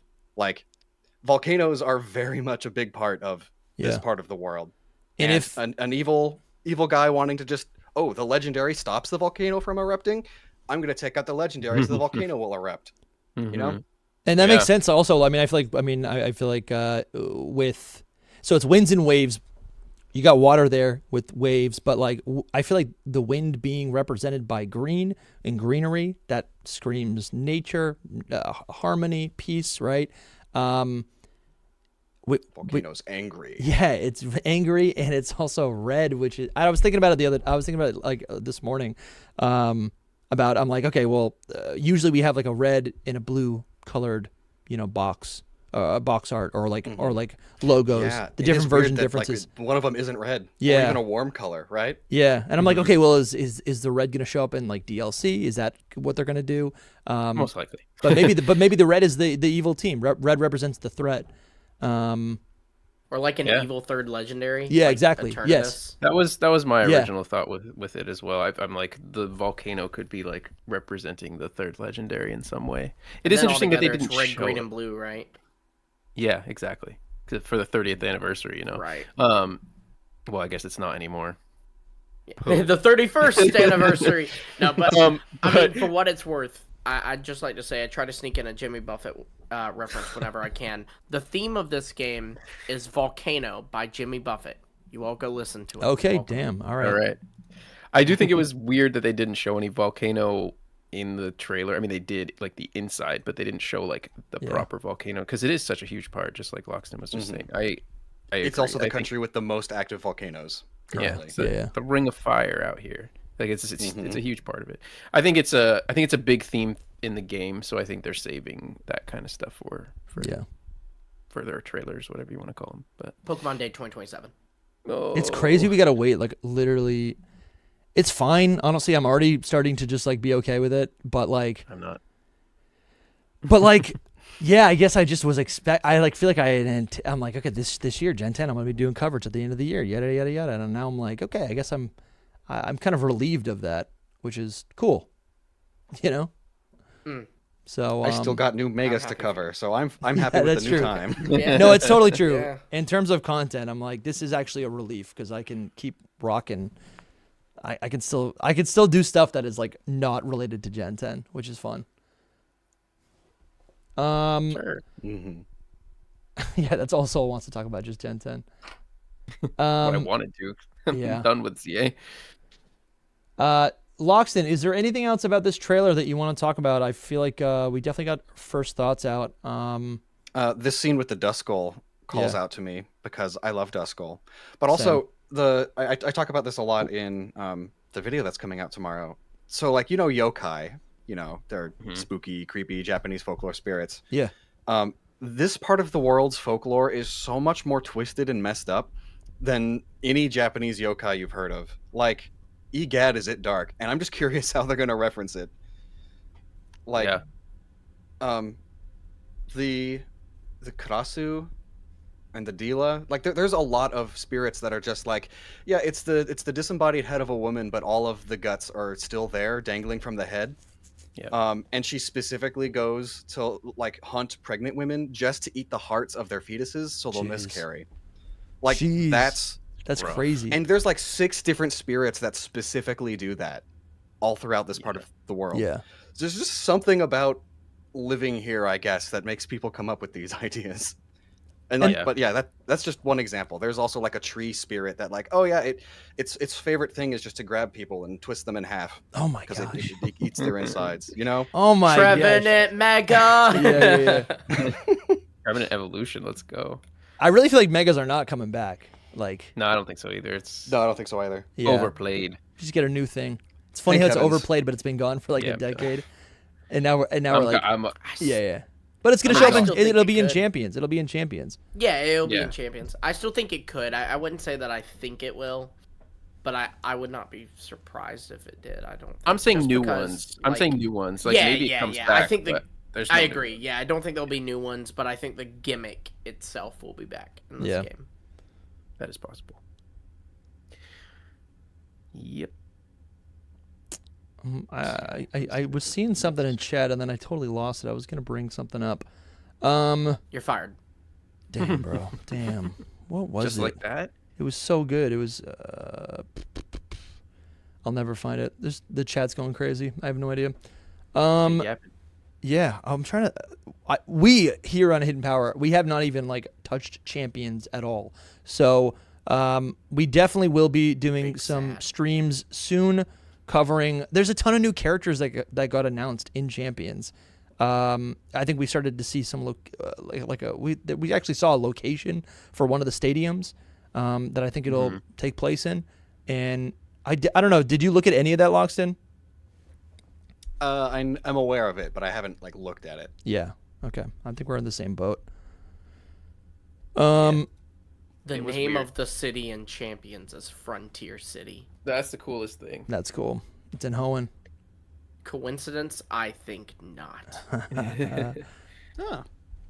Let's see. Yeah, no, I don't even think we have any images of. They didn't post it to their English account. No, they didn't. They only did this in Japanese, and it's like, what are you guys doing? Maybe they didn't want the new human character designs to like overshadow Winds and Waves on like social media and stuff. I do kind of think those Westerners. Yeah. Yeah, I know that one girl. She's bae already. I was about to say they knew the cowgirl would overshadow everyone else. That's what it is. No, forget the cowgirl. The daughter of. She's the one everyone's been freaking out about online. That's because people don't have class. You need some class in your life.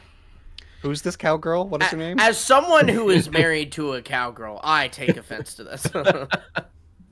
Dude, this guy's sick. Yo, I'm not saying that. Yo, this kind of looks like us. Like this is a 30-year-old years. A 30-year-old Pokemon like 30 fan. more years. This is Red. Is a 30-year-old. This is 30 years. This is Trainer Red. 30 years later. Dude, imagine it's Ethan. He's got the Ampharos. Yeah. Gold. Man, dude, that's crazy. No, I think he's from Unova. That's the Unova logo. I think that's just the gym logo, like Unova on. I think he's literally the trainer from like Rocky. He's just training us. It says he owned a Pokemon gym and he gave it to us. That's what it says in we have to do a whole stream on Champions. And like the Japanese tomorrow. Again, it's so hard to find this information because like, you know, it's all over the place. I think though when it says gym, it's interesting because he has the gym logo on his hat, so you would think like, oh, like a Pokemon. But gym. Isn't that just Unova? But I think it means a gym. No, I think this is the logo and at least Kalos. I think, you know, someone fact check me, but like. It's weird because it says gym, and you know that makes us think a Pokemon gym. He has the gym logo, but I think it means just like gym, like how we think of a gym in the real world, where you go there to like work out, and it's like the training mechanic in Champions. But I don't know. Yeah, if you go up a little bit, you'll see the the other characters, or does he just scroll hit the little arrow? Well, we don't need to see these. You guys are drooling over here. This guy's pretty cool. This guy's gonna have a hot lucha, no doubt. Dude, this guy is sick. This guy is a champion. He's wearing his blazer as a cape. He's the mayor. He's the mayor. City. He's got a lot going on. I'll say that. And then the girl, like five different masks. If you swipe over, there's another girl. Not her. I actually don't know what her deal. Yo, she's got a mouse. Like a receptionist. She's got a mouse hole or tandem mouse on her shirt. Yeah, we don't know if it's mouse holder. Tandem. I have not looked at these characters at all. This is actually that girl on the left. She is the daughter of the mayor, and she also is the owner of the battle arena. Yeah, which is like dragon type. You think? Look at her hair. It's no, her hair is it's fairy for sure. Yeah, Hatterene is her. It looks like a mouth. It looks like a mouth. Like yeah, I think it's in the trailer video. She has a Hatterene. Yeah. Oh, okay. And then the Hatterene, like the gold danglies. That's like, I didn't even notice those. Yeah, that's Hatterene's whole thing. Which is sick because like I love that Pokemon. I'm pumped. That's really cool. No, this character is actually so sick. This is like the coolest design. This is actually so sick. That's what I'm saying. Yeah. Classy. Damn, dude, that's crazy. She looks like a Battle Frontier, brain. You know what I mean? Like, if you put her in a lineup of all the other Battle Frontier characters, like Sinnoh and Hoenn, she'd fit right in. And then this girl owns the ranch. I know the tattoo's insane. Pokemon. Well, isn't the tattoo has different meanings? Like I know, like it's a Bouffalante tattoo. Is it the first time we get a tattoo? On a Pokemon character. I feel like tattoos mean something way different in other cultures.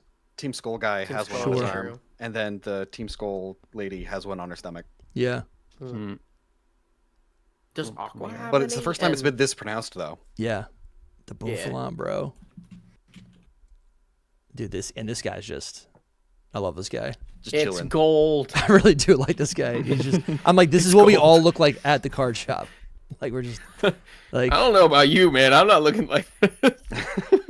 Sure. Yeah, you can see whatever you want. Give it 30 more years. Yeah, give me some years, man. Then nobody's that old yet. He doesn't look bad. He's jolly. He's healthy. You know? He is. Some people get gray hair when they're... Some people get... but my buddy who's like 25 has gray hair. True. You know? It doesn't mean anything. This guy's... I've been discovering them. Yeah, me too. This guy's living life. This guy's goals, honestly. Yeah, he's actually 15. He's just had a really rough go of the last few years. Yeah, this is. Oh my god, this is what's his name? The Timmy or the shorts kid from Johto. What's his name? It's Youngster been a Joey? rough go. He Youngster traded Joey? out his shorts. He's got long pants now. Oh my god. I think his name was Cody, but also I don't know if these are just their Japanese names and like won't translate over to English. That said, like Cody is very much an English name, so it could work. Dude, I love these characters. All right, we'll take a look at these later. Loxton, thank you so much, guys. Go check out Loxton. Yes. I'm beautiful. He is beautiful. He is. Got a video coming out tomorrow that I'm excited about. I know, we got the goatee now. We got to check that out. I'm gonna watch. Yeah, and if you also regarding an earlier super chat about like the food gimmick. Yeah, I have since done a little bit of research, and apparently the most convincing things for me is either just fried rice or fried noodles, because like you can add literally anything to them. So there's like the ingredients thing, and apparently those are like the staples of the area. Like if you don't eat one of those two things every day, are you even there? You know, Bro, noodles sounds good. Noodles actually. I like sounds good. noodles. I'm hungry. specifically Yeah. like instant ramen, but then you Right. add all the stuff to it to make it actually nice. Delicious. Cool. I'm actually pretty excited about that. That's great. That's great. Guys, thank you so much for hanging out. We're gonna definitely, if you haven't caught up, I think we did like a 5-hour stream yesterday. I uploaded some VODs as videos of the different segments that we did. We had Toby on yesterday. We're gonna be doing more streams the rest of the week. We got a stream tomorrow. I think we got to talk about Champions. That's what we got to do. We'll have more guests on. Thank you to Loxton. Go check out Loxton. I don't have your page up right here, Loxton, but let's see. Loxton. You guys know Loxton. You know, I say you guys know Loxton, but I guess, even though you've been around, there's new people joining. What are you doing? The if platform you don't know Loxton? all the It's really time, what you we're know? saying. Loxton and Noggin. Yeah, honestly, I watch every video. I feel like it's informative. It's equal parts informative and entertaining, and I'm never surprised. That's what I try for. Dude, it's so good. Because like when we have you on the show, you're a listener, you're thoughtful, but in your videos, you're still thoughtful, but you are animated. It's edited. It's so much fun, and I feel like I always walk away learning something new. And you already got a ton of videos out since Pokemon Day, so go check out Loxton. And if you want more podcast content, we've got more videos with Loxton right here on the channel, Hidden Power. Thank you guys. We'll talk to you soon. Bye-bye. See ya.